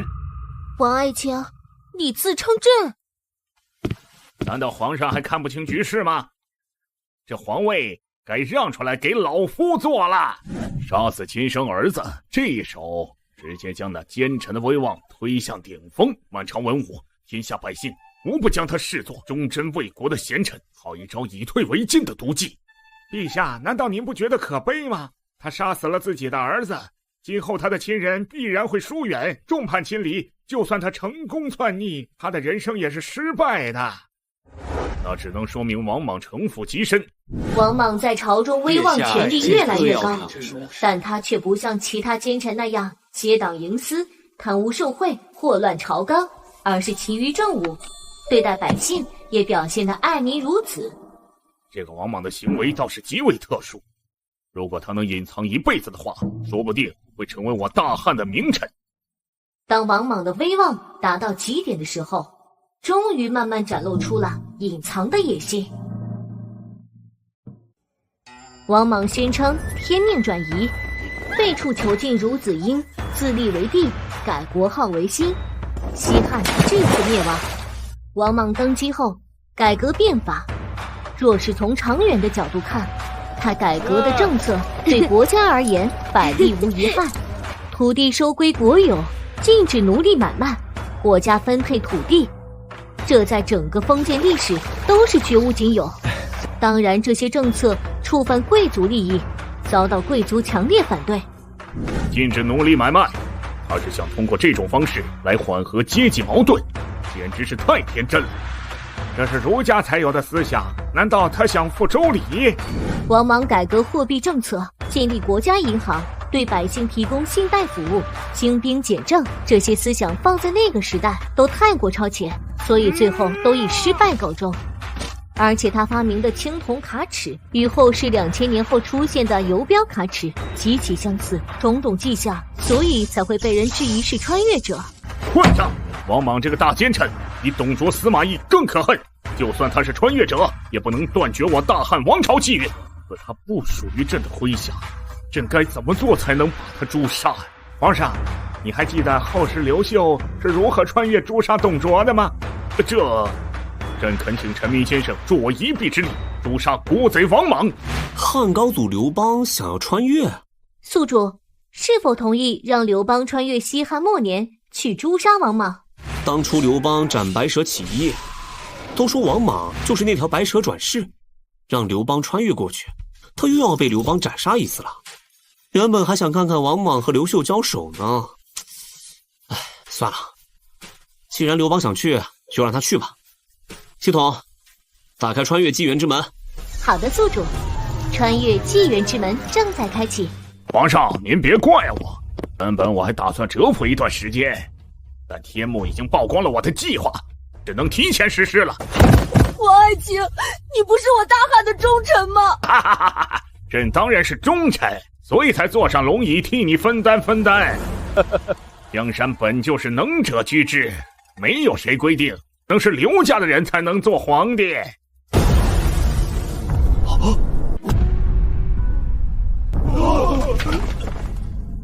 篡权夺位，王莽，你好大的胆子！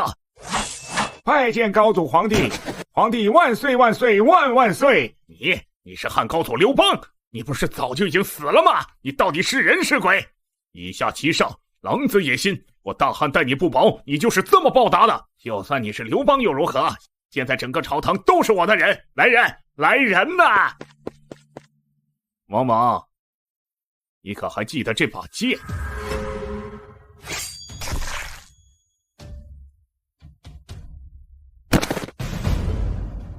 你们都是汉臣，国家危难之际不思报国，与禽兽何异？记住，若是还有哪个奸臣再敢做出僭越皇权之事，这就是下场。皇上万岁万岁万岁！王莽篡汉后，更加证实了他是一个穿越者，那便是全国追杀名为刘秀的人，而最终王莽政策也是被刘秀推翻。刘秀是刘邦的9世孙，也就是后来的东汉开国皇帝汉光武帝。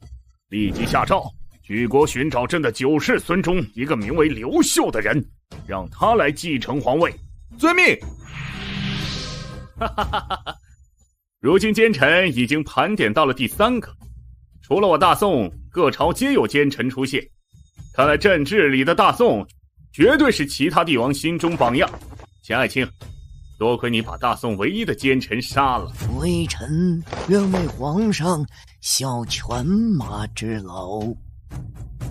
皇上，袁崇焕就像是王莽，表面忠贞，实则心术不正。袁崇焕许诺说什么5年复辽，实则在暗中通敌，密谋造反，罪该万死。吴爱卿，今后抵御辽金的重担就落在你的身上了，你可千万不要让朕失望。皇上放心，臣愿为大明赴汤蹈火，万死不辞。崇祯皇帝也不能算是昏君吧？本想做中兴之主，岂料成了亡国之君。唉，时也，命也。宿主，汉高祖刘邦已打赏，是否提取？提取。他给我打赏了什么好东西？不会是刘季1万钱吧？汉高祖刘邦打赏了他斩白蛇起义时的佩剑赤霄剑，又被称作地道之剑，是否回收？这些古代帝王真有意思，打赏的几乎都是自己的佩剑。那系统，这把剑值多少钱啊？系统回收赤霄剑，可补偿宿主20亿。成交。到账20亿，总资产65亿05块。后面还有3个奸臣呢，不知道还能赚多少。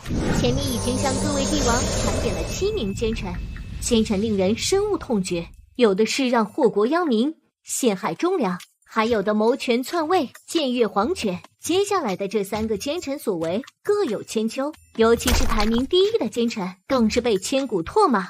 历史奸臣排名第3，来自大明。混账啊！竟然又是咱大明的奸臣，老四的后代怎么当的皇上？进出奸臣给咱丢人了！宠爸，先别生气，先看看到底怎么回事。还能是怎么回事？肯定是当朝的皇帝昏庸腐朽。彪儿，去把老四叫来，咱得好好问问他，会不会教育后代怎么当帝王。父皇息怒，天幕上曾表扬过4弟成为帝王后的功绩，说明他这个皇帝当的还是很合格的。我们先看看天幕怎么说，再下定夺。好，咱就看看怎么回事儿。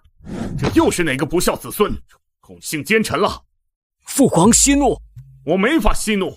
朕接手的大明朝接连出现2个奸臣，这要是到了九泉之下，你皇爷不得扒了我的皮？哈哈哈哈哈哈！何爱卿，你看到没有？大明王朝是多么的腐朽无能，一个朝代里出现2个上榜的大奸臣，万岁爷所言极是，只有大清才是华夏正统。这个奸臣虽然身为名臣，却又不仅仅是名臣。关于他的评价，史上独一无二，无君无父，无家无国，他是历史罪人，既是明朝的奸臣，又是后世清朝的奸臣，既不忠于大明，也不忠于大清。不仅是明朝的奸臣，又是清朝的奸臣。万岁爷，这个奸臣就是康熙爷平定的3藩之一，云南平西王吴三桂吧？同时背叛大清与大明，除了这个畜生还能有谁？无君无父，无家无国，如此歹毒的骂名，也能称之为世间罕见了。真不知道他做了什么罪大恶极之事。陛下，您的奏折已经堆满了案子，何时批阅？知道了，知道了，容朕再看看。天幕上所说的奸臣在大明朝，却暗中与清军私通，莫非是指袁崇焕？可他已经被朕处死了，难道奸臣还另有其人？这个奸臣是武举人出身，曾率领家丁杀入数万清军，解救其父，引发轰动，为此得到崇祯重用，并获得勇冠3军、孝文9边的美誉。从此他纵横辽西41年，在军中威望甚高。天幕上所说的这个人，皇上，您不会怀疑微臣就是天幕上所说的奸臣吧？微臣镇守关内辛苦，所有人都是有目共睹的。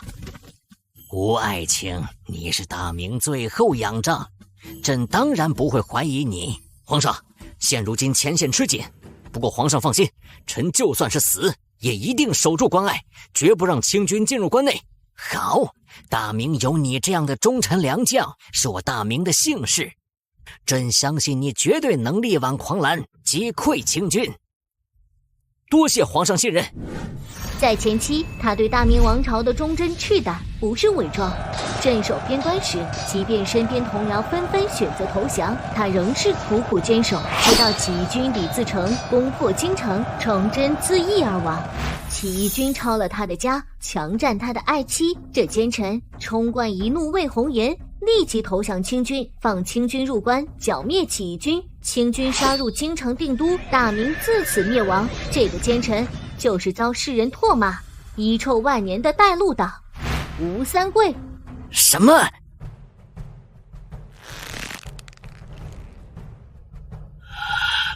混账！没想到咱的大明也在奸臣手中毁于一旦。大明王朝最后一位皇帝崇祯皇帝，在叛军攻入京城时，并未选择逃亡，而是以身殉国，自缢煤山，并留下一句：任贼分裂阵师，误伤百姓一人。这个崇祯皇帝还算是有骨气，誓死不降。吴三桂放女真族清军入关，在清军麾下效力，表现极其勇猛，亲手消灭南明政权，为清朝统一全国立下赫赫功勋。清朝准予吴三桂开藩设府，异姓称王。他本是大明重臣，却在背叛了大明投靠大清后，拥有了享之不尽的荣华富贵。混账！这个吴三桂卖国求荣，真该死！大明和大清应该都是后世王朝，这个人，先背叛了大明，投靠大清后又背叛了大清，如此反复无常，后世的奸臣真是各有千秋。父皇，天幕说清朝是华夏最后一个王朝，难道这个清朝真的做到了千秋永存？我看未必。清朝是由女真人统治，女真人是什么部落？寡人怎么从未听说过？天幕上说位于山海关外，难道是肃慎族人？无论是不是，立即派蒙恬和王翦率兵前往，将其部落一个不留全部诛杀。我华夏的江山怎可让异族统治？好一个异楼族！卫青，你立即率兵前往山海关外，将这个民族犁庭扫穴。只要死的，不要活的。我汉人江山，只有汉人才是正统。女真族是山海关以外的漠河族。让李靖去吧。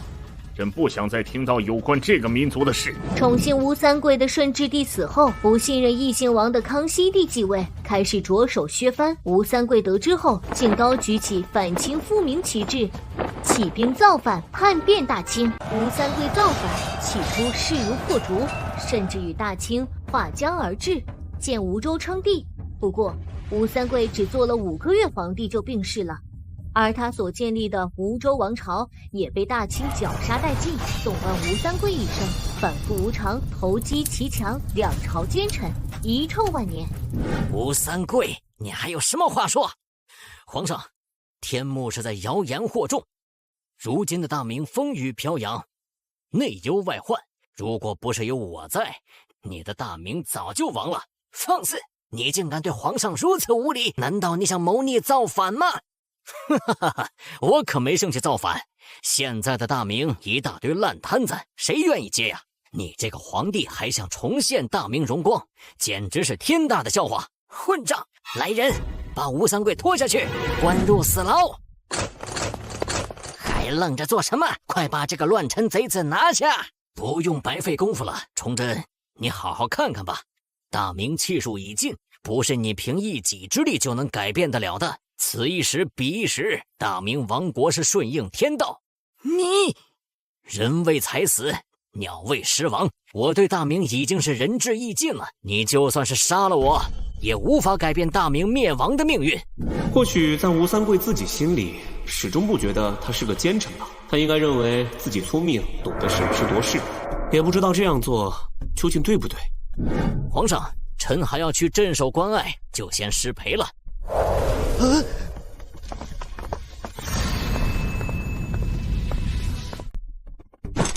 末将拜见太祖皇上，皇上万岁万岁万万岁！吴三桂，你引狼入室，入寇中原，2度被主反叛，上背天理，下祸黎民，还有什么颜面活在这世上？皇上，末将……你知不知道，咱平生最恨的就是奸臣污吏。皇上饶命！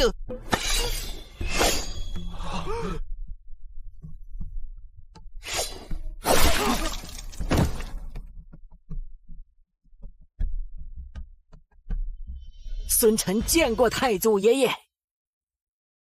起来吧，大明江山灭亡，错不在你一人。这点是非，咱还是能辨别的。太祖爷爷，我愧对列祖列宗。朝代更迭，江山变幻，本就是天意。大明已经回天乏术，但至少你给了大明一个体面的结局。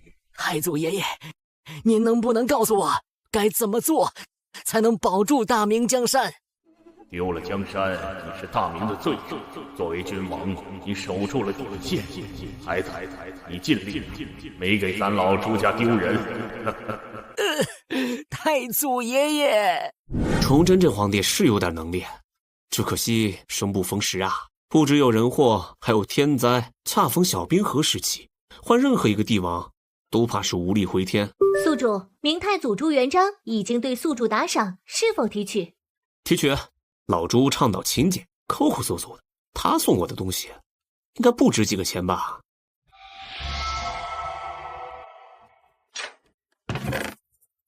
果然，这一堆瓶瓶罐罐的，能值几个钱？洪武青花价值5800万。什么？这一个小小的瓶子居然值这么多钱？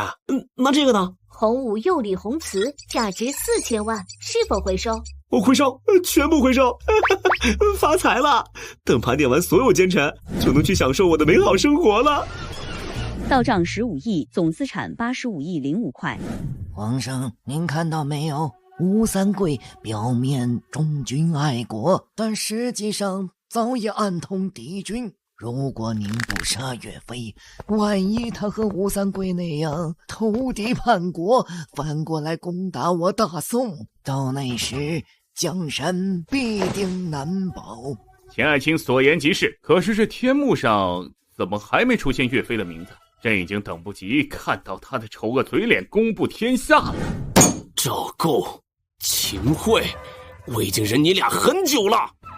历史10大奸臣盘点第2名，来自最后一个封建王朝大清。什么？第2大奸臣竟然来自大清？朕倒是要好好看看，如果这个奸臣出自于朕的朝堂，朕一定要诛他9族。万岁圣明，您是实权老人，哪能有贪官奸臣敢在您的朝堂之上造次？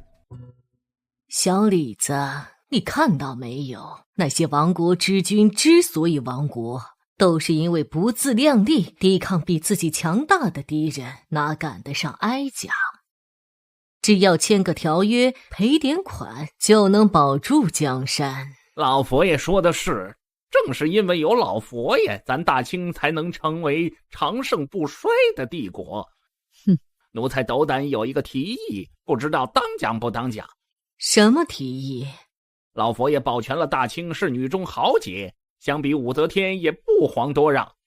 奴才认为，大清的皇位，没有人更适合老佛爷去做。女帝，哈哈哈哈哈哈！哀家也正有此意，哈哈哈。这个奸臣才华惊人，长得仪表堂堂，在小的时候亲生父母就去世了，在家族内经常遭受排挤，但他却十分好强，不然也不会在后来被抄家的时候查出他贪污了11亿两白银。什么？贪污了11亿两白银？世界上居然还有这等大贪官！明朝贪污60两银子就要被处死刑，这个大贪官要是放在明朝，千刀万剐都不为过。贪污了这么多银两，难道当朝皇帝察觉不到？那这个皇帝真是白当了！11亿两白银，赶得上大唐近10年的国库收入了。不过话说回来，朕对朝堂上的一些贪官还是太仁慈了。陛下常常念在他们功臣身份而从轻处罚，虽被称作仁义之君，但是却对天下的百姓苍生不公平。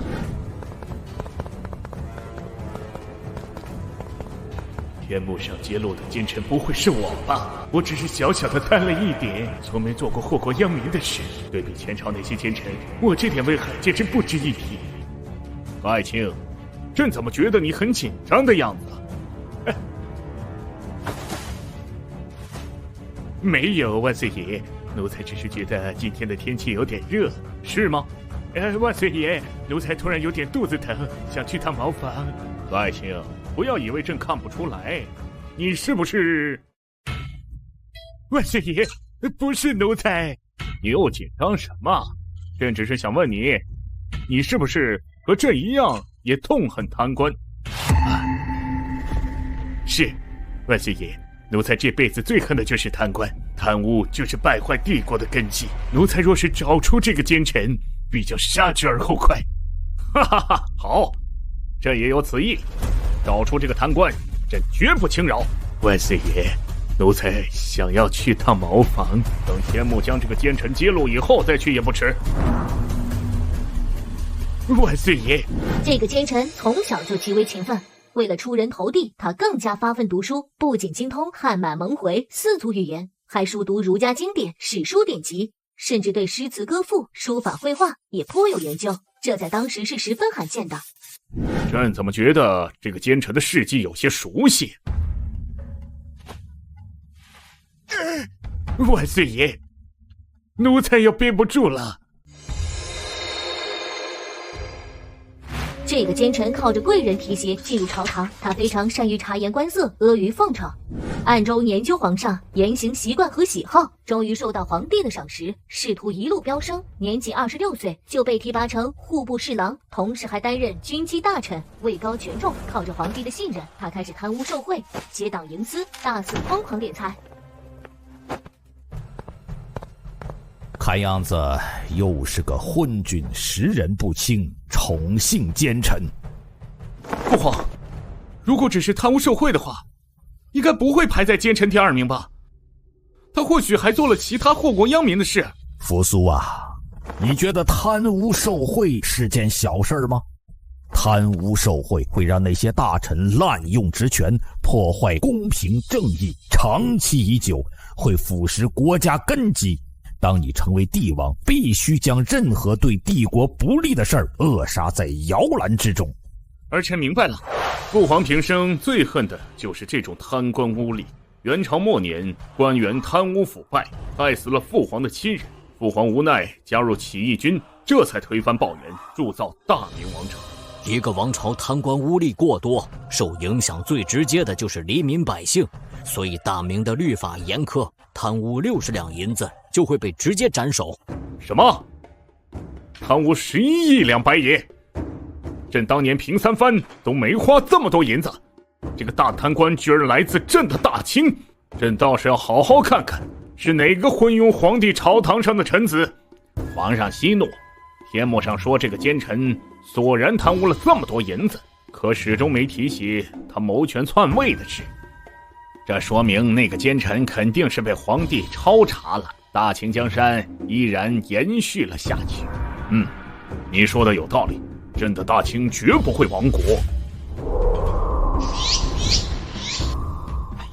皇上，这个奸臣一听就知道是和珅。和珅贪污了那么多银子，在朝堂之上身兼数职，手握重权，甚至大家私下叫他二皇帝，他被处死一点都不冤。朱爱卿，你觉得父皇是真不知道和珅贪腐敛财，还是他明知却故意交给我来处理？和珅虽然身兼数十要职，可却没有掌握一点军权。在父皇监督下，和珅也不敢培养私人武装。当我处死和珅时，和珅拿出父皇赐的保命诏书，上面也只写了3个字：留全尸。可见父皇早就知道了和珅的结局。皇上抄了和珅的家后，确实缓解了朝廷的财政危机。先帝果然圣明啊！若是小小的贪污受贿，他也无法撼动帝国根基。可这个大奸臣贪污的白银达到11亿，比国库还充裕。古往今来的贪官仅此一个，他就是大清乾隆年间的军机大臣和中堂和珅。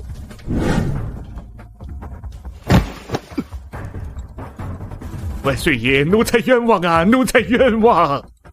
和珅，天幕已经把你的行径全部揭露出来了，你还敢在朕的面前喊冤枉？万岁爷，奴才承认，奴才是小小的贪了一点，但奴才对万岁爷一直忠心耿耿，绝无叛逆之心。朕相信你没有叛逆之心，不过你说你只是小小的贪污了一点，那天幕上怎么说你贪污了11亿两白银？现在你比我这个皇上还有钱啊！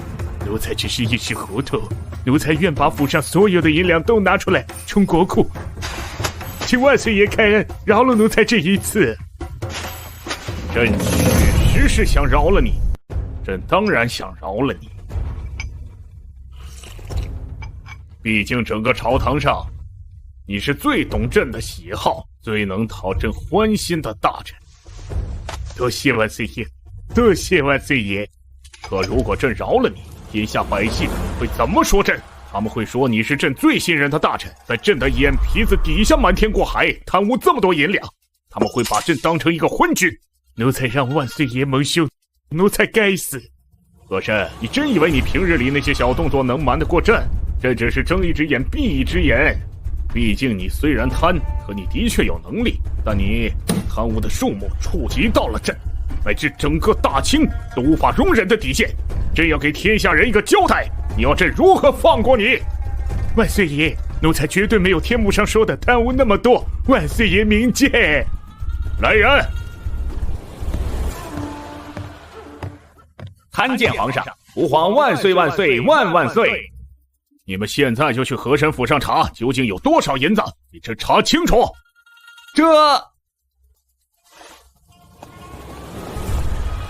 幸好银子没有全部都放在府上，要不然今天就真的死定了。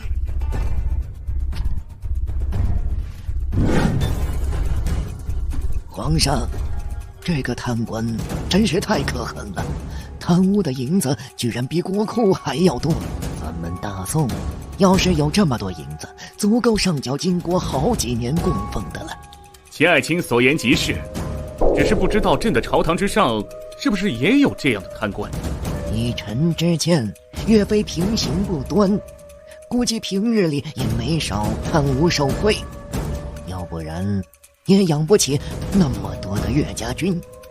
皇上不如立即派人去抄岳飞的家。齐爱卿言之有理，一个贪官家里的财富竟然比国库还多啊！这么大的贪官，咱闻所未闻。对了，这个大清好像就是咱大明后面的王朝。天幕上说大清就是由女真人建立的，女真人是大明的一个少数民族，平日里都在东北方那一带活跃。咱有办法保住咱的大明江山了。趁咱还活着，咱现在就把女真人部落彻底剿灭，不就一绝后患了吗？红武离庭。禀报皇上，微臣等在河中堂家中共搜刮出了白银1000两。就这么点儿？是。万岁爷，奴才是因为小时候穷怕了才贪污的，但奴才贪污的数量绝对没有天幕上说的那么多，求皇上明鉴。朕曾规定各地督府贪污1万两以上才论斩，河中堂只贪污1000两，虽然死罪可免，但活罪难逃。从今天开始，官职降1品，此事就此作罢。万岁爷圣明。既然是冤枉了，那就起来吧。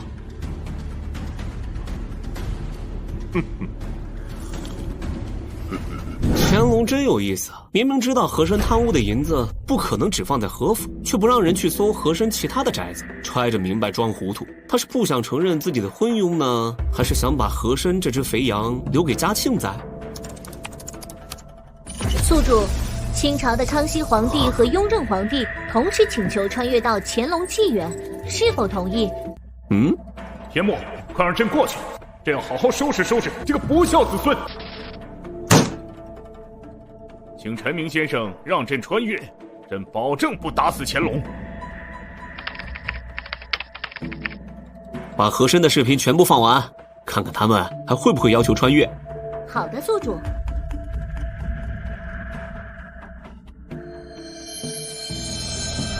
乾隆帝驾崩的第2天，新上任的嘉庆皇帝就解除了和珅的职务，并将其软禁。10天后，在朝堂宣布了和珅20条大罪。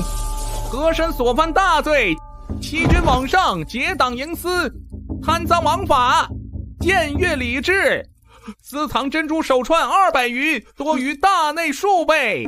大珠大鱼御用灌顶。和珅，你还有何话说？皇上恕罪，臣罪该万死。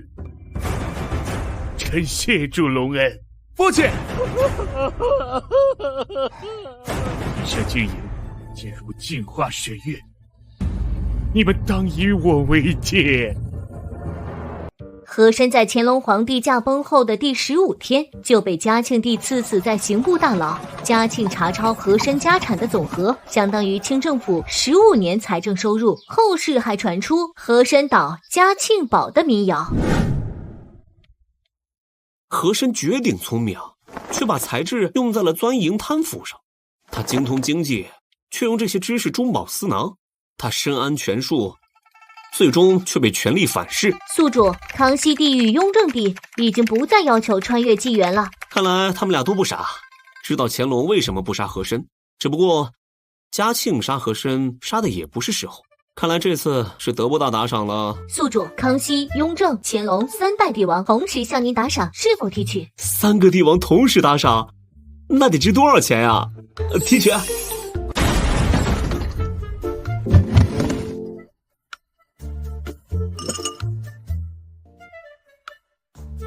九龙杯，这不是传说中康熙墓里的东西吗？真晦气！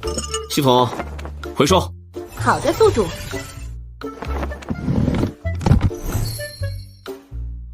啊，这不会是血滴子吧？是的，宿主，是否回收？我要血滴子有什么用啊？回收。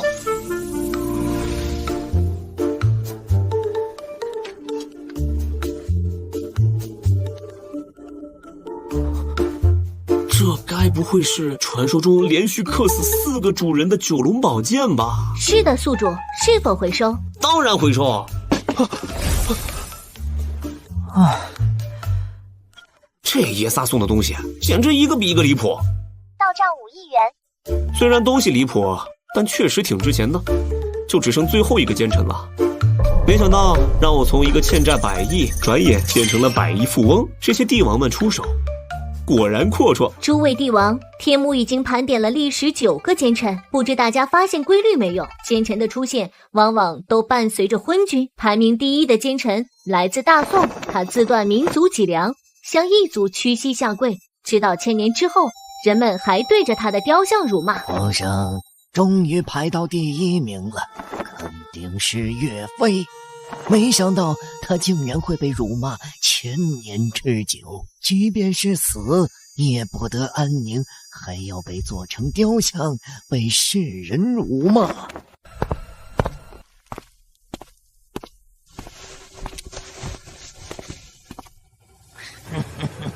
岳飞呀岳飞，很快天幕就会将你丑恶的嘴脸公之于众了。皇上，你看到没有？这是岳飞的雕像。幸好我们提前诛杀了岳飞，不然他肯定会对大宋造成无法想象的危害。这还多亏了秦爱卿。皇上，您快看，又出现了2个跪着的雕像，而且那2个人看上去有点眼熟啊！什么？这是什么情况？秦爱卿，为什么你和你的老婆会被人做成雕像，跪在岳飞的雕像跟前？看到没有？天幕终于要揭露秦桧那个大奸臣了。秦桧害死了岳武穆，就算再跪上1000年，也洗脱不掉他的罪名。武穆，您看到了没有？苍天神迹要为您伸冤了。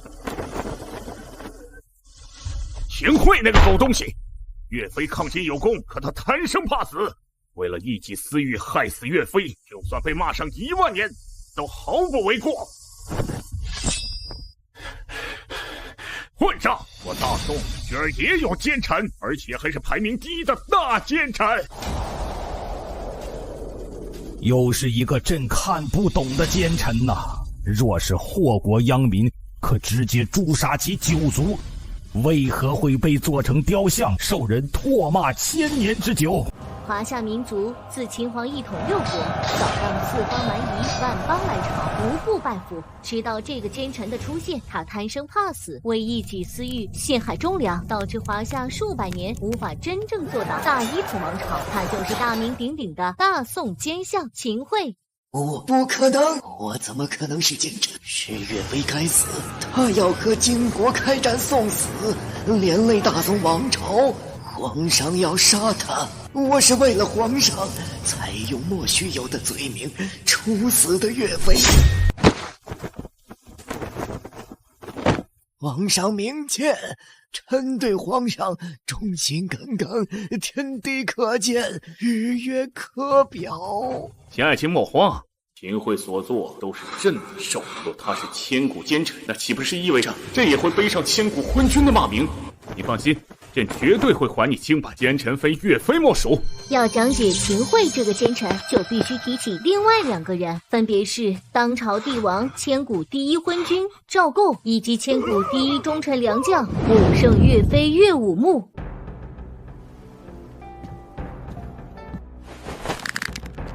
什么？天幕竟然说朕是千古第1昏君，这是千古一帝，不是昏君。混账！昏君就算了啊，还千古第1昏君，居然是朕的后世子孙！这个后世王朝被天幕如此不留情面揭露，一门父子3人都是昏君，究竟是发生了什么事？俺的大明不割地、不赔款、不纳贡、不和亲，天子守国门，君王死社稷。可这个赵构心胸狭隘、懦弱无能，将黎民百姓置于水火，千古第1昏君都不足以形容他。大宋是一个充满耻辱的帝国，为做到大一统，而且昏君频出，大宋一朝就出现3代昏君。而且还是父子3人。赵构的父亲宋徽宗昏庸至极，他在位期间发生了一件放在整个华夏历史上都是屈辱之极的事件。混账！父子三人都是昏君，我怎么会有这样的后世子孙？把我大宋的颜面全部都丢掉了！千古第一昏君，就连隋炀帝杨广都没有遭此骂名。这个帝王到底做了什么十恶不赦的事？不，我们父子三人不是昏君，我们的对手是强大到令人胆颤的金国，我们完全没有抵抗的能力。本府是最好的选择，500年来能打到这里的帝王也就只有我了。多贺皇爷爷封狼居胥。宋朝那一门3代帝王是华夏永远抹不去的耻辱，靖康耻犹未雪，臣子恨何时灭？宋徽宗在金国军队来袭时胆怯懦弱，不敢抵抗，居然把皇位传给了儿子宋钦宗，而宋钦宗更是做出割地赔款的丧权辱国行为，为了满足条款，甚至鱼肉百姓。好在关键时刻，李纲率宋军击退了金兵，可大战刚结束，李纲就被宋钦宗罢免了一切职务。耻辱啊！身为帝王，非但不反抗杀敌，居然鱼肉百姓，亲小人远忠良，实在是混账至极。敌人兵临城下，明明有忠臣良将可用，却只想着俯首称臣，这样的人也配称为帝王，简直有辱天子2字。宋钦宗已经这么昏庸了，但还没被天目定义为千古第一昏君，恐怕那赵构的昏庸程度只会比宋钦宗有过之而无不及。李纲被罢免后，金国再次来袭，当朝皇帝宋钦宗父子2人吓得魂不附体，不敢有任何抵抗。接下来就发生了令整个华夏都为人不齿的靖康之耻。大宋所有王臣贵族都被金国用千阳礼羞辱，王宫内的王妃甚至公主也惨遭惊人的羞辱。靖康之耻将宋徽宗、宋钦宗2代皇帝以及宋朝的王公贵族彻底钉在了耻辱柱上。没想到后世的王朝内居然出现了这般无能的皇帝！来人，去彻查这些金国人的祖先是谁，朕要彻底荡平他们，以绝后患。遵命。我后世华夏居然会被异族如此羞辱，他们2任帝王的骨气甚至比不上明朝最后一个崇祯皇帝，面对强敌深受屈辱，也不敢以死明志。昏君对国家的危害比奸臣更可怕，用昏君形容他们，都辱没了昏君2字，简直骇人听闻。当初我们女真人入关，就有一些冥顽不灵的汉人，觉得他们才是华夏正统，而我们女真人没有资格一统天下，真是可笑至极。至少咱们大清绝对不可能出现这样丧权辱国的帝王。皇上所言极是，我们大清是最后一个千秋万世的王朝，这足以说明我们女真人远胜汉人。不，靖康耻是金国人的耻辱，是他们凶狠残暴，滥杀无辜，他们才该被钉在耻辱柱。皇上言之有理，靖康不是大宋的耻辱，皇上诛杀岳飞是圣明之举。不错，朕是95之尊，一国之君，看谁敢将这千古第一昏君的名讳安在朕的头上，朕诛他9族。皇上圣明。靖康耻后，大宋立赵构为帝，希望赵构重新带领大宋王朝走向巅峰。然而赵构所为却是将大宋拖入更深的深渊，他的所作所为与金国走狗无异，天下黎民甚至将其称之为完颜共。靖康之变后，岳飞精忠报国，率领岳家军迎战金国。然而赵构与秦桧却是懦弱胆小、无能怕事之辈。就在岳飞杀得金国人仰马翻，即将收复山河，再造大宋威名的时候，在奸相秦桧的怂恿下，赵构连下12道金牌，召岳飞班师回朝。等岳飞回朝后，秦桧用一道莫须有的罪名将岳飞处死。这个混账，整个朝堂之上唯一的忠臣良将，就这样被他处死了。可笑岳飞一生征战，没死在战场，却是死在自己人手中。对敌唯唯诺诺，对自己人雷厉风行，这种只会窝里横的帝王，真该千刀万剐。皇上，您不立太子之事，难道也有这个原因？担心后世软弱无能？不错，所以我打算将皇位传给我的弟弟赵光义。贼老天，你凭什么说朕是昏君？难道你以为朕不想扬国威？实在是对手太强，这是为了天下百姓不再受战乱之苦。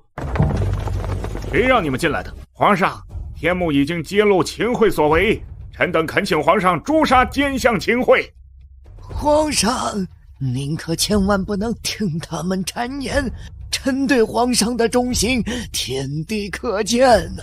爱卿请起，你们相信天目上的话，也觉得这是千古第一昏君？赵构根本就不配称之为一代君王，真正的君王要有骨气和血性。金国夺走大宋的疆土，他明明可以让岳飞收复回来，可他却偏系奸臣，诛杀忠臣良将，遗臭万年也不冤枉。小李子，哀家倒是觉得赵构才是明智之举，就像咱大清那些杨大人，只要把他们伺候好，就能保下大清江山。割地赔款又算得了什么？什么狗屁丧权辱国，那都是没脑子的人才会说出来的话。老佛爷所言极是，老佛爷称帝之事。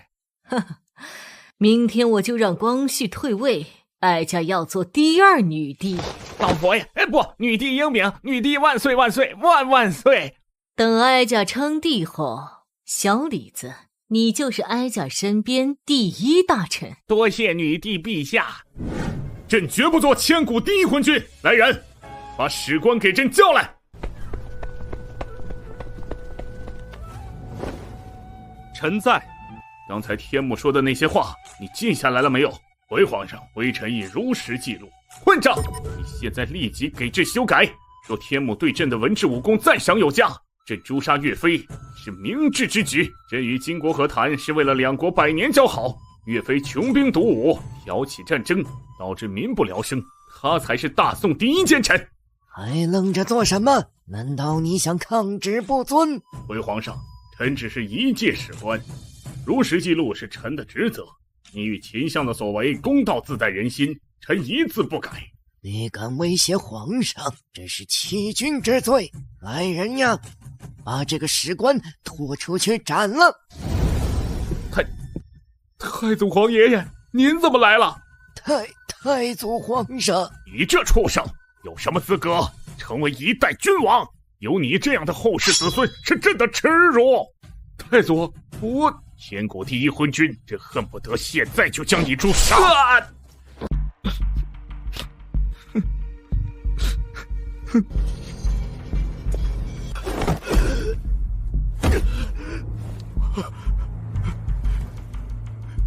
太祖皇上，这件事不是皇上的错，实在是秦国太强了。你就是那祸国殃民的奸相秦桧。是微臣。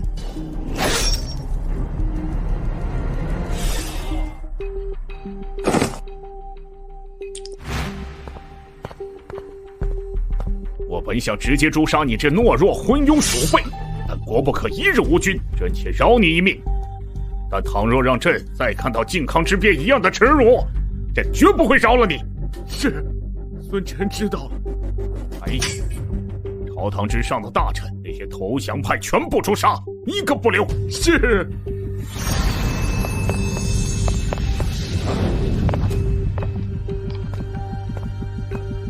朕在穿越回来之时，天目告诉朕，赵构并不是朕的直系子孙，而是赵光义的子孙。那说明皇上把皇位传给赵光义是个错误的决定。不错，既如此，朕还是将皇位传给朕的后世子孙吧。这次穿越多亏了陈明先生，朕要好好感谢陈明先生。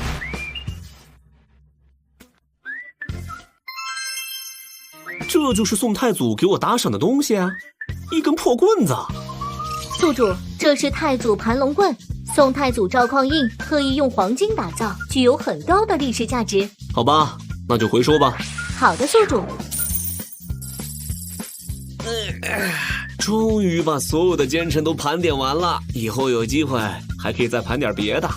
10大贤后还是10大妖后？不过现在有了钱，我要先去潇洒一段时间再说。不如再给这些帝王们留个彩蛋。历史10大奸臣已盘点完毕，今后还会盘点其他，敬请期待。不知道会不会盘点10大帝王，朕会不会上榜？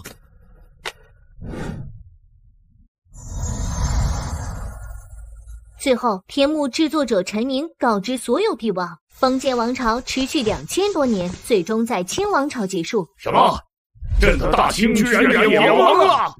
只因在清朝末年出现千古第一妖后慈禧，他自称老佛爷，签订了一系列丧权辱国的条约，割地赔款，最终使大清走上灭亡。混账！天幕竟然说哀家是千古第一妖后！宿主康熙、雍正、乾隆3代帝王强烈要求穿越到慈禧纪元，是否同意？那也要等我潇洒完回来再说。奢华别墅，豪车美女，我来啦！